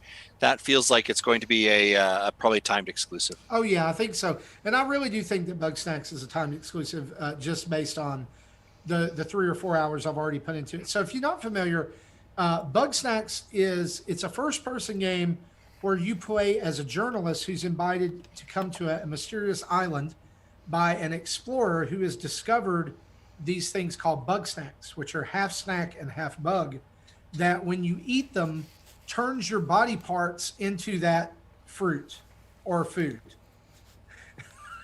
So like in the very first part of the game, you catch a strawberry that known as a strabby, which is like a little spider. Copyright on strawberries. Yeah. So, and you feed it to one of the characters, and their arm turns into strawberries. Later on, it sees you catching burgers that act like rhinos, like they charge at you and launch you into the air. They're called bungers, and you feed the bunger to a guy, and his leg becomes a curly fry. It's insane. It really is. But honestly, some of the best voice acting I've heard in a game so far. And if you are a new PlayStation 5 owner, you get bug snacks for free if you have a PlayStation Plus account, which is crazy to me. And again, supporting the idea that it, along with Fall Guys, because it was a free PlayStation 4, PlayStation Plus exclusive, are timed exclusives to that. I believe we'll see Fall Guys on the Switch eventually as well. But there's like so far, again, nothing too way like super graphically intensive about bug snacks. It's just fun. And the whole game is about like unlocking these characters that are around you, unlocking their story and figuring out who they are and helping them solve their problems and like doing interviews with them because again, you are a journalist. But also there's this hunting mechanic of like you have to use different techniques to capture or lure different bug snacks. So it came out at midnight last night and I downloaded it. I fell asleep while I was downloading. I woke up and I was like, oh crap, Bug Snacks is downloaded. And so I stayed up till 3 a.m. playing it. Wow. And then played another couple hours of it today. It's really charming and like totally see it as a fit on Nintendo Switch. But if you're a PlayStation user, even if it's PS4 and you have to buy it like I did, I think it's worth your time. I think it's worth your money. It's been getting pretty good reviews, like 7s, 8s.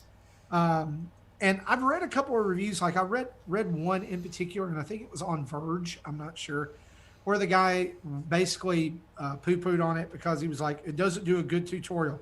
I don't know what he's talking about. Tutorial was fine. They teach every weapon that you get or every capture device that you get. The latest one I got is a hamster ball with a strabby inside, and you shine a laser pointer on the ground and it runs after it. And you use that to chase stuff out of holes and crevices so that you can then capture it. It's just super cute. I love it. And it's kind of Pokemon-esque too, in that all the bug snacks have their own voices. And so like when you're walking up on them and you scare them or you're seeing them and like Strabby's like Strabby and it runs off. And then the bunger's like, bunger, bunger, bunger, bunger, just walking around. It's just, it's so, the world it's just funny and I love it. I'll be playing it for a while. I don't pick up typically a lot of games for PS4 at all, or PlayStation systems, but this one is one that I really, really wanted to get. Yeah, I was able to put this game in my library. I just can't play it yet. You will. You'll be able to. I fully believe it. Yeah, I was looking to add it to my library, but I don't think I can because I don't have a PS5. You can do it from the website. That's how I went there looking for it and it wasn't there. For me to download for free. Check again, because at first the page didn't have the add to library button, and it was like a half hour later when I refreshed it, then it did. Okay. Cool. Well, guys, that's what we've been playing. Let's turn on the community spotlight and round out the show.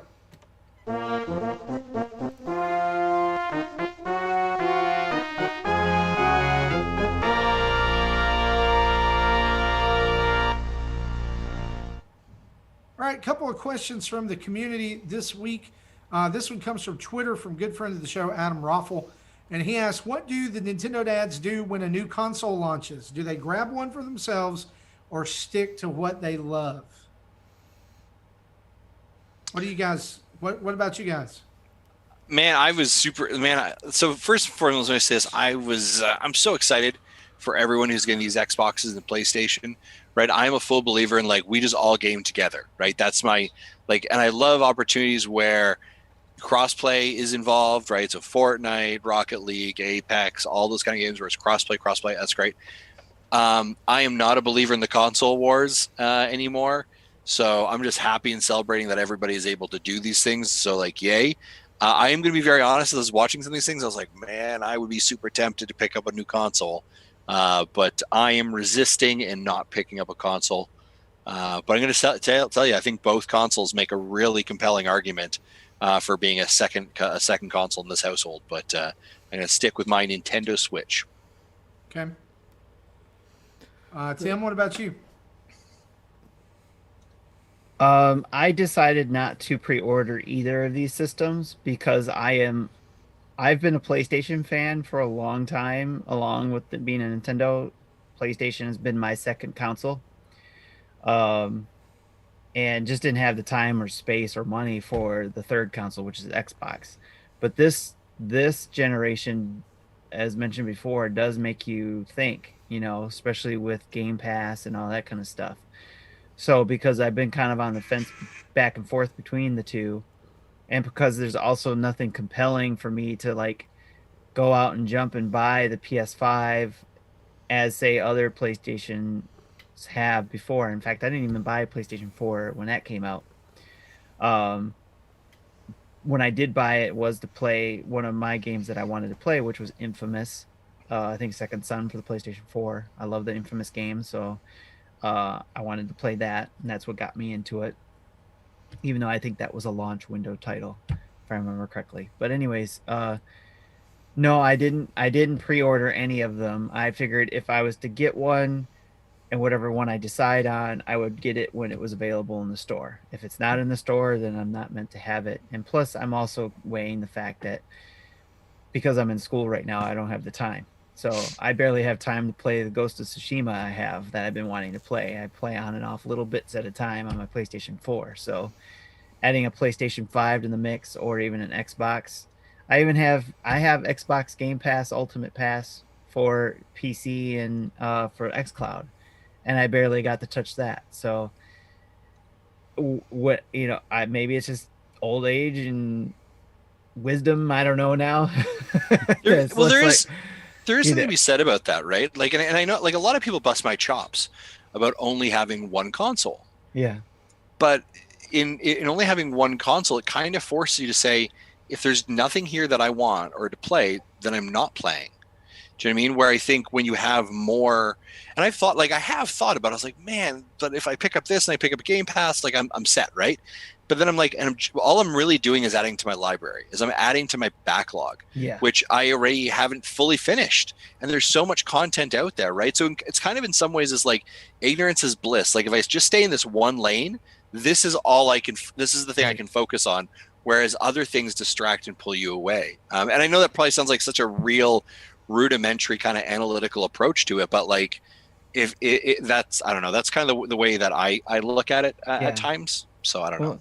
And I'm in the PlayStation ecosystem, so I'll most likely be getting a PlayStation 5. And like Mecha Dragon 11 says in the chat, he's waiting till the PS5 Slim comes out, which we all know inevitably will be there. Yeah. So that may be the point that I wait to get one when that second iteration comes out, or whatever you want to call it. Because I was just looking right now. I have a PlayStation Plus membership until 2022. So I'm in the ecosystem, so I'll most likely stay with that ecosystem unless something really, really fascinating happens on Microsoft to pull me away from that. So, and Game Pass has been something fascinating. Don't get me wrong. Just right now, I can do it I've got the controller to do it xCloud, right? So I have Xbox right now. To me, I feel like I have Xbox because I can play it on my phone and I can play it on PC. Yeah. So if I do get another system, it'll probably be PS5. When I get it, I don't know. There you go. I tried all day to get a PlayStation 5, and I don't know why, because I've been saying for a few days, like, I don't really feel like there's a compelling reason to own next gen right now. I mean, there's maybe one or two console exclusive games that are out, both for Series X and PlayStation 5. And the biggest anticipated game that I had was Miles Morales, and I just picked it up for PS4 tonight. So I know there's a difference, and I know that Spider-Man Remastered comes with Miles Morales on the PlayStation 5, and I would love to play that again because, again, with that graphical power, because Spider-Man for PlayStation 4 is one of my top games of all time. Just it's brilliant from top to bottom, and I don't expect anything less from Miles Morales. But besides like loading times and reflective water and bunches of teraflops or whatever, is that like I don't know that there's any real compelling reason to own both of these consoles right now. Does that mean I don't want them? No. And here's where I'm torn, is that Spider-Man has that PlayStation exclusivity, but I think that Game Pass is ultimately the better value. Mm-hmm. Right? I think that Game Pass is the best value for next gen gaming. Yeah. Simply because of the amount of titles it's able to offer right now, especially with EA Play being part of that. And so there's this part of me that had a PlayStation 4 this generation that really for next gen wants to go Xbox Series X simply because of Game Pass. And so, and I just see like so many people in our community talking about how good Game Pass is. And so ultimately, when I spend $500, because that's how much both systems are, is $500, because I'm going to get the disc drive version of both, or one of them. I can't do the digital. So ultimately, what it's going to come down to is console exclusivity for another Spider-Man game enough to pull me away from Game Pass for this generation. Mm-hmm. And honestly, now that I have Miles Morales on PS4 and I can finish that there, unless there's like a new Spider-Man game coming within the next 2 to 3 years, I don't know that it's going to be enough to pull me. Yeah, I mean, that is the thing, right? There are titles right now that we know that were designed for PS4 that are still going to be in that pocket, right? You have Avengers that's there. You have Cyberpunk. You have some of these games. So it's really going to be like when the line is drawn in the sand and there's a hard cut. And what I mean by that is it's like God of War Ragnarok is a PS5 exclusive. Okay. All right, then that may be the thing, right? There has to be, and I think that was the thing that Nintendo did really, really well when they came across with the Switch, right? Now they had that crossover of, yeah, if you're a Wii U owner, you can get, Breath of the Wild, but on the Switch, Breath of the Wild was the launch game. That was the smartest move that Nintendo could have made. Right? Because there has to be something that draws you to that console. And I guess for PlayStation, maybe it's Miles Morales, right? Maybe is it Dark Souls they also have over there right now? Who's got Dark Souls? Someone's got something else. Demon Souls, you mean? Demon Souls is on PS4. PS4. They got the remaster. PS5. Right? Okay. But I also think that it plays on PS4. But I mean, I think of like, and I, to be very honest, I think like Xbox not being able to deliver on Halo, as a launch title for the Xbox was a miss. That's a very unfortunate move, right? And I think like if for some odd reason PlayStation was able to launch today with a God of War, right? Like their flagship, or or a new Last of Us, or a new what else would be the Santa Monica team there? Nathan Drake, right? Uncharted, like launch day with a game that really compels and is a exclusive or a good reason to pull over to that. Then I think you have more traction. So I think you have more compelling reasons. I think that's what Switch did really well, right? Here's Breath of the Wild. And honestly, Justin, here's the difference between the two is we got Switch launching in a non-pandemic year. Yeah. Right. And so obviously COVID-19 has affected the launch of both of these consoles in major ways, like you just mentioned with Halo, or not a huge PlayStation title straight out of the gate. But they're still going to sell millions. They sure are. Like they're not hurt. Sold out online right now. Yeah, they're not hurting everywhere. So, I think for us, I look across here, 3 out of the 4 of us do have a second console other than Nintendo. And I am willing to bet within the next year, Justin will as well. Yeah, you're going to give in to He's Game shaking Pass. his head Really, no. dude, you have already almost been on the Game Pass train so many times. Yeah. That's Do you know who I have to convince? My wife. My wife. My wife. My wife. Well, Yeah, that's not you gonna know, happen. To me, I feel like she is more easily convinced than mine because at least yours plays video games. Yeah.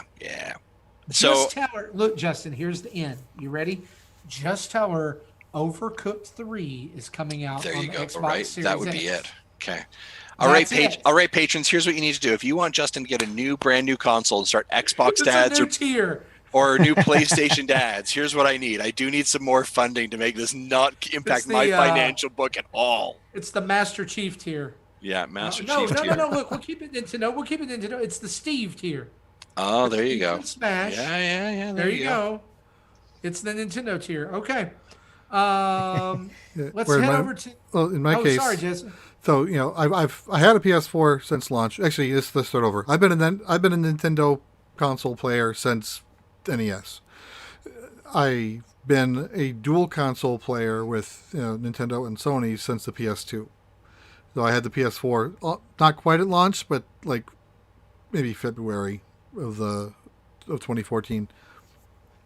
Anyway, so but right now I don't have a PS4. My youngest daughter has it, so I am PlayStation-less. So like I wanted to play the Bean game. I forgot what you called it. Fall Guys. Yeah, I wanted to play Fall Guys. The Bean game. That's the only Bean Guys. Is the only thing That's I can fantastic. Remember. The Bean game. So I want to play that, but I don't have a console for it. So when I get a PS5, I'll be able to do so. So I've been wanting to get a PS5.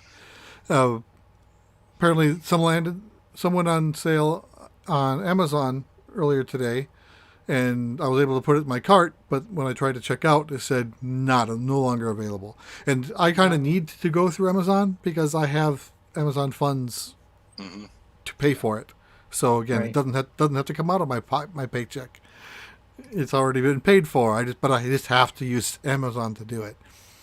And I've never owned an Xbox, but this one actually got me interested. So I probably by the end of, by the start of 2022, it wouldn't surprise me if I have all three. And then, of course, the Amico's coming next year, and Atari VCS is supposedly still coming before the end of this year. And I've already got those bought and paid for. So they're coming whenever they get here. There you go. So 5 consoles in 2 years. I'm just waiting for my Nintendo Switch Pro next year. That I'm ready for. And I still plan on getting that too. Yes. I'm ready for an Yeah. upgrade.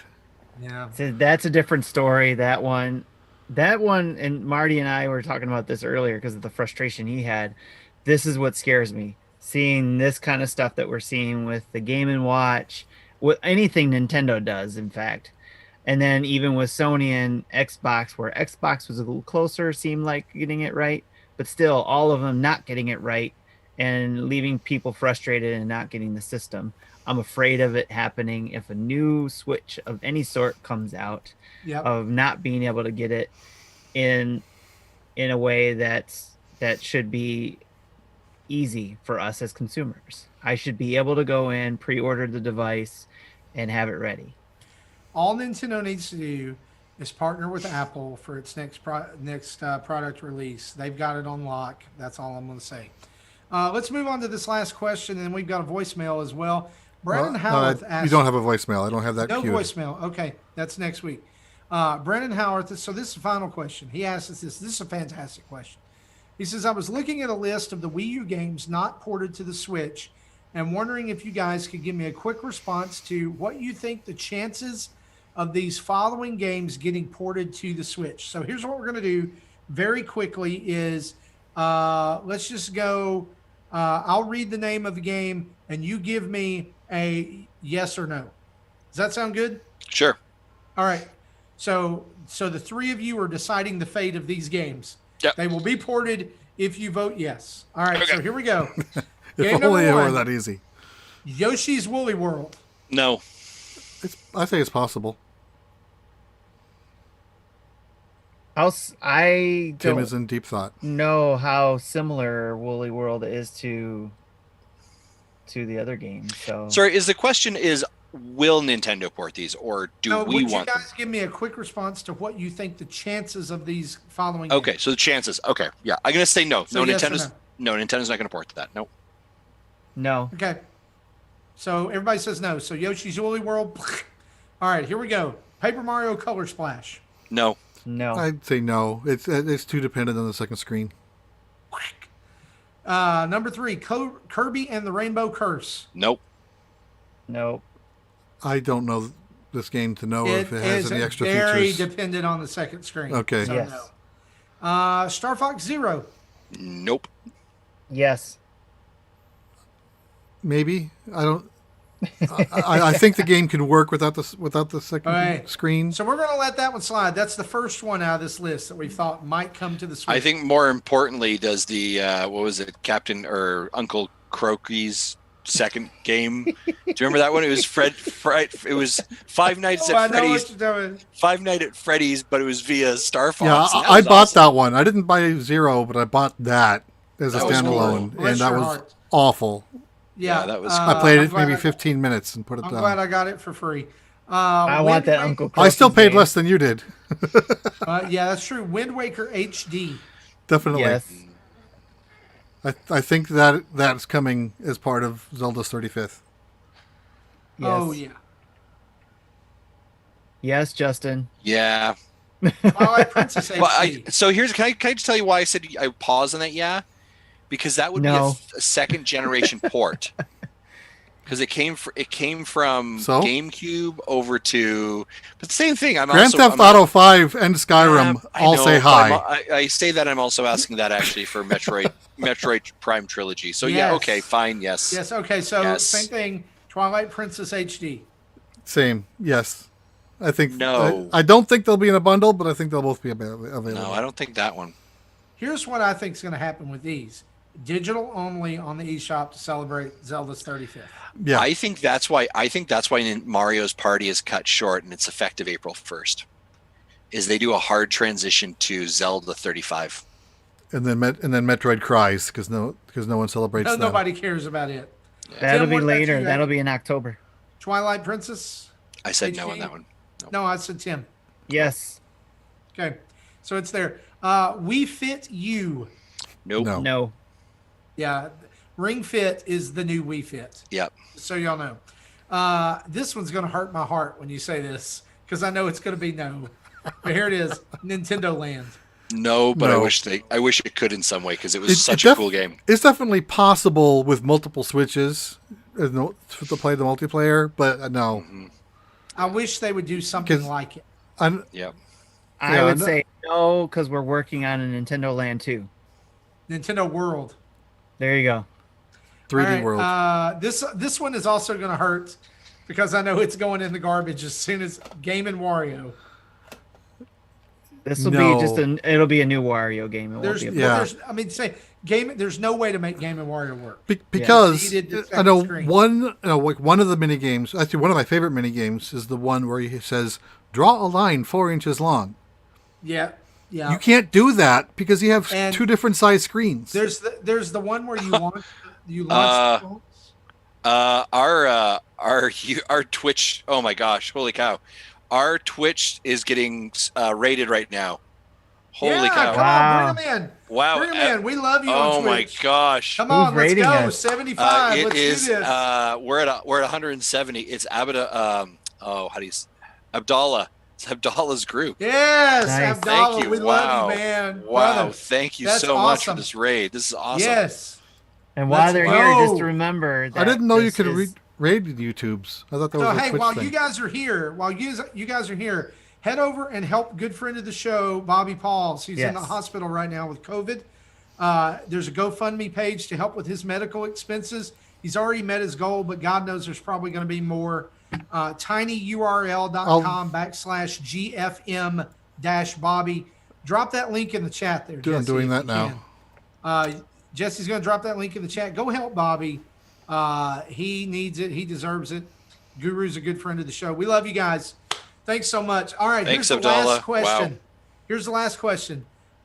Chances of Xenoblade Chronicles X coming to Nintendo Switch? Yes. Oh, I would say yes. That's a good possibility. This is a resounding yes. I think so. I don't know if that has any special gamepad features.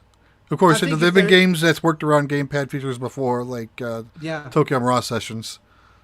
Mm-hmm. Yeah, I'm gonna be honest here. Nintendo's Wii U launch title. I know it's not first party, that I think would make it on the Switch and I think would do well. Zombie. Oh, yeah. Well, they've already ported Zombie that to the other Zombie, systems, I know, so but they know how to but do it. Why not bring it on? Because y'all zombies are bigger than ever. It just won't I be think called Zombie anymore. This is zombie. I don't know. Guys, that is it for our community spotlight for this week. And that means that's it for episode 305 of Nintendo Dads. Hold on a second. Oh. Mecha Dragon said he sent a message in or sent something in. Did we lose that? Mecha Dragon said he sent something in. Give it a couple seconds. Just maybe we're vamping on that. Again, I don't know if that was a voicemail. I think it was an email or a tweet. Again, I didn't check. Second. I didn't check mail before I started, so if it's in there, we'll probably get it next week. Yeah, give us. Hang a on. second. If I open my email, it'll start making sounds in the audio, and I don't want to do I that. can check that real quick. Yeah, Mecha says it was on Twitter. Okay, so hold on a second. I'll grab it then. Stop we submitting don't at last minute, Mecca. Come on. Here it is. You know Here when it we is. start. He didn't do it last minute. He did it seven. He did It it was 7 hours ago. ago. Mecha Dragon so asks. we're not fucking Yeah, then. there you go. No, that totally was my bad, actually. Wait, we're firing the social media manager. All right, quick question for the dads for the podcast later tonight. What are some games that anyone on the show today played a ton of? Which games you went back to replay because you love them so much? Oh. So I guess growing up, what games did you play a ton, and what do you go back to? I'd say, I think the game I go back, some of the games I go back to often, would be like Final Fantasy VI, ActRaiser, both on the Super Nintendo.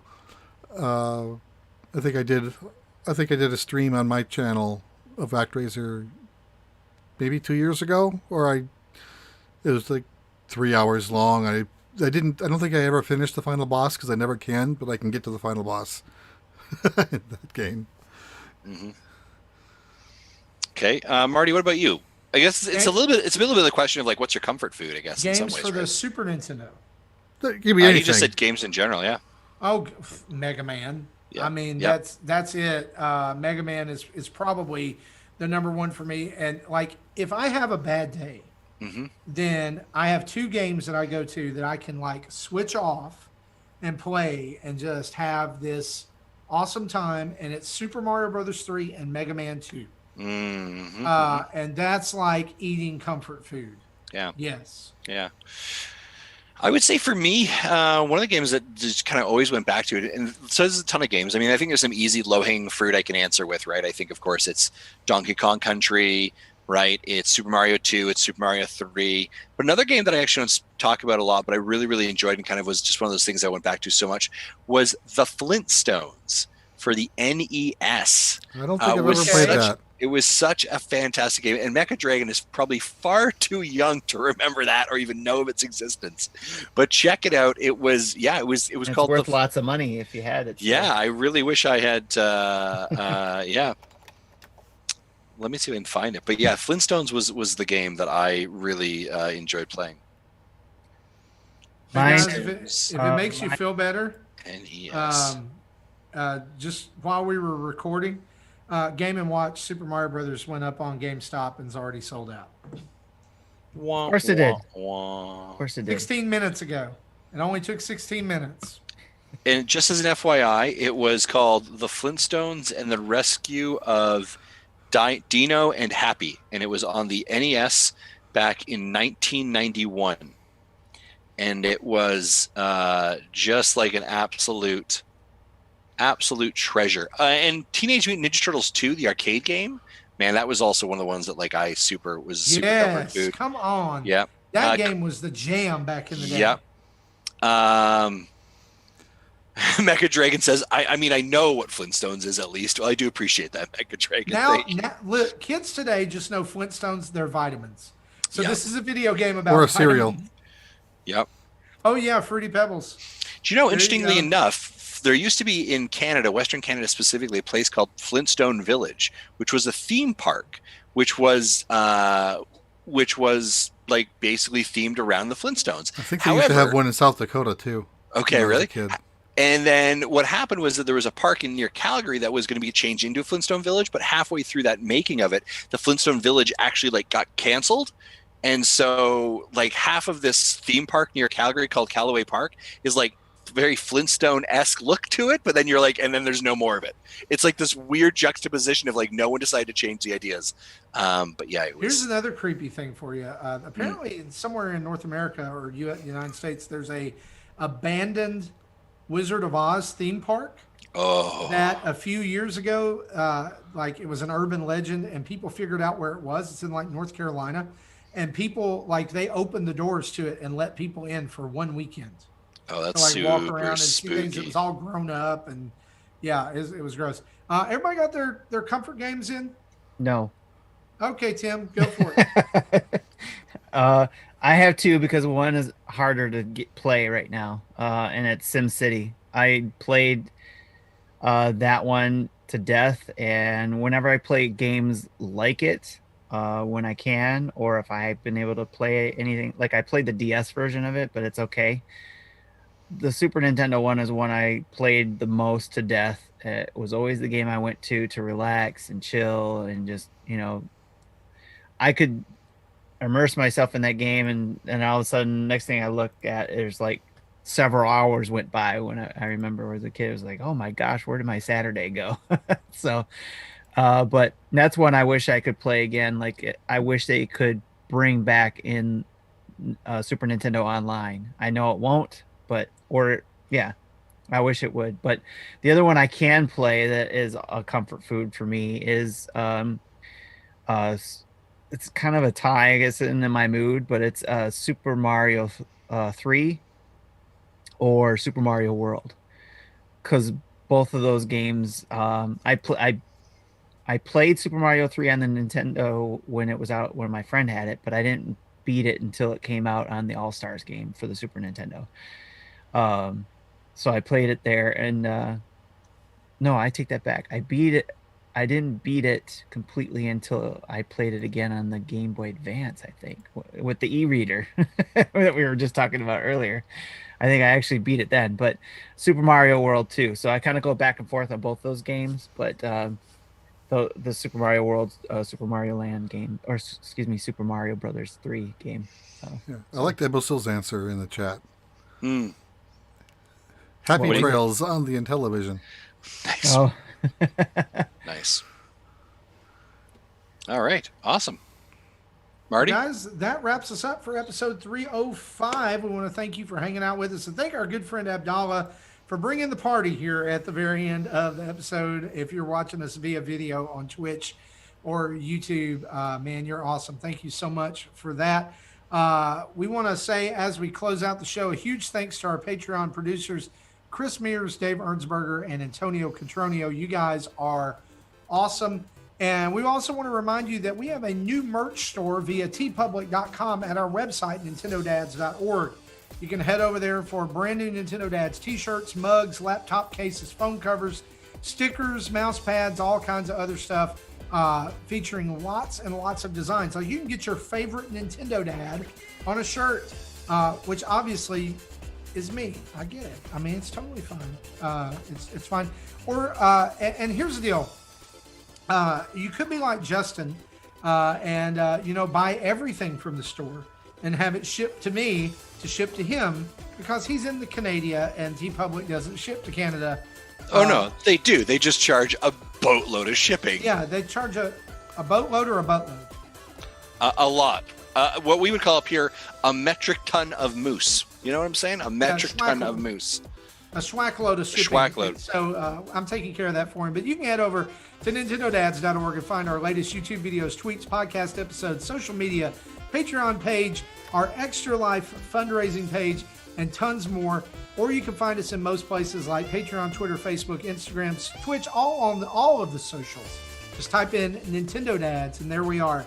Email us at nintendodads@gmail.com or call in and leave us a voicemail at 929-25-NDADS. That's 929-256-3237. I want to say a big thanks to OC Remix for the music used throughout the show and remind you to go over to your podcast app of choice, give us a written review and 5 stars to help others find the show. Sharing is caring. And so for me, for Tim, for Justin, and Jesse, this has been episode 305 of Nintendo Dads. Thanks for listening, guys. We'll see you later. Bye-bye. Bye-bye. Bye.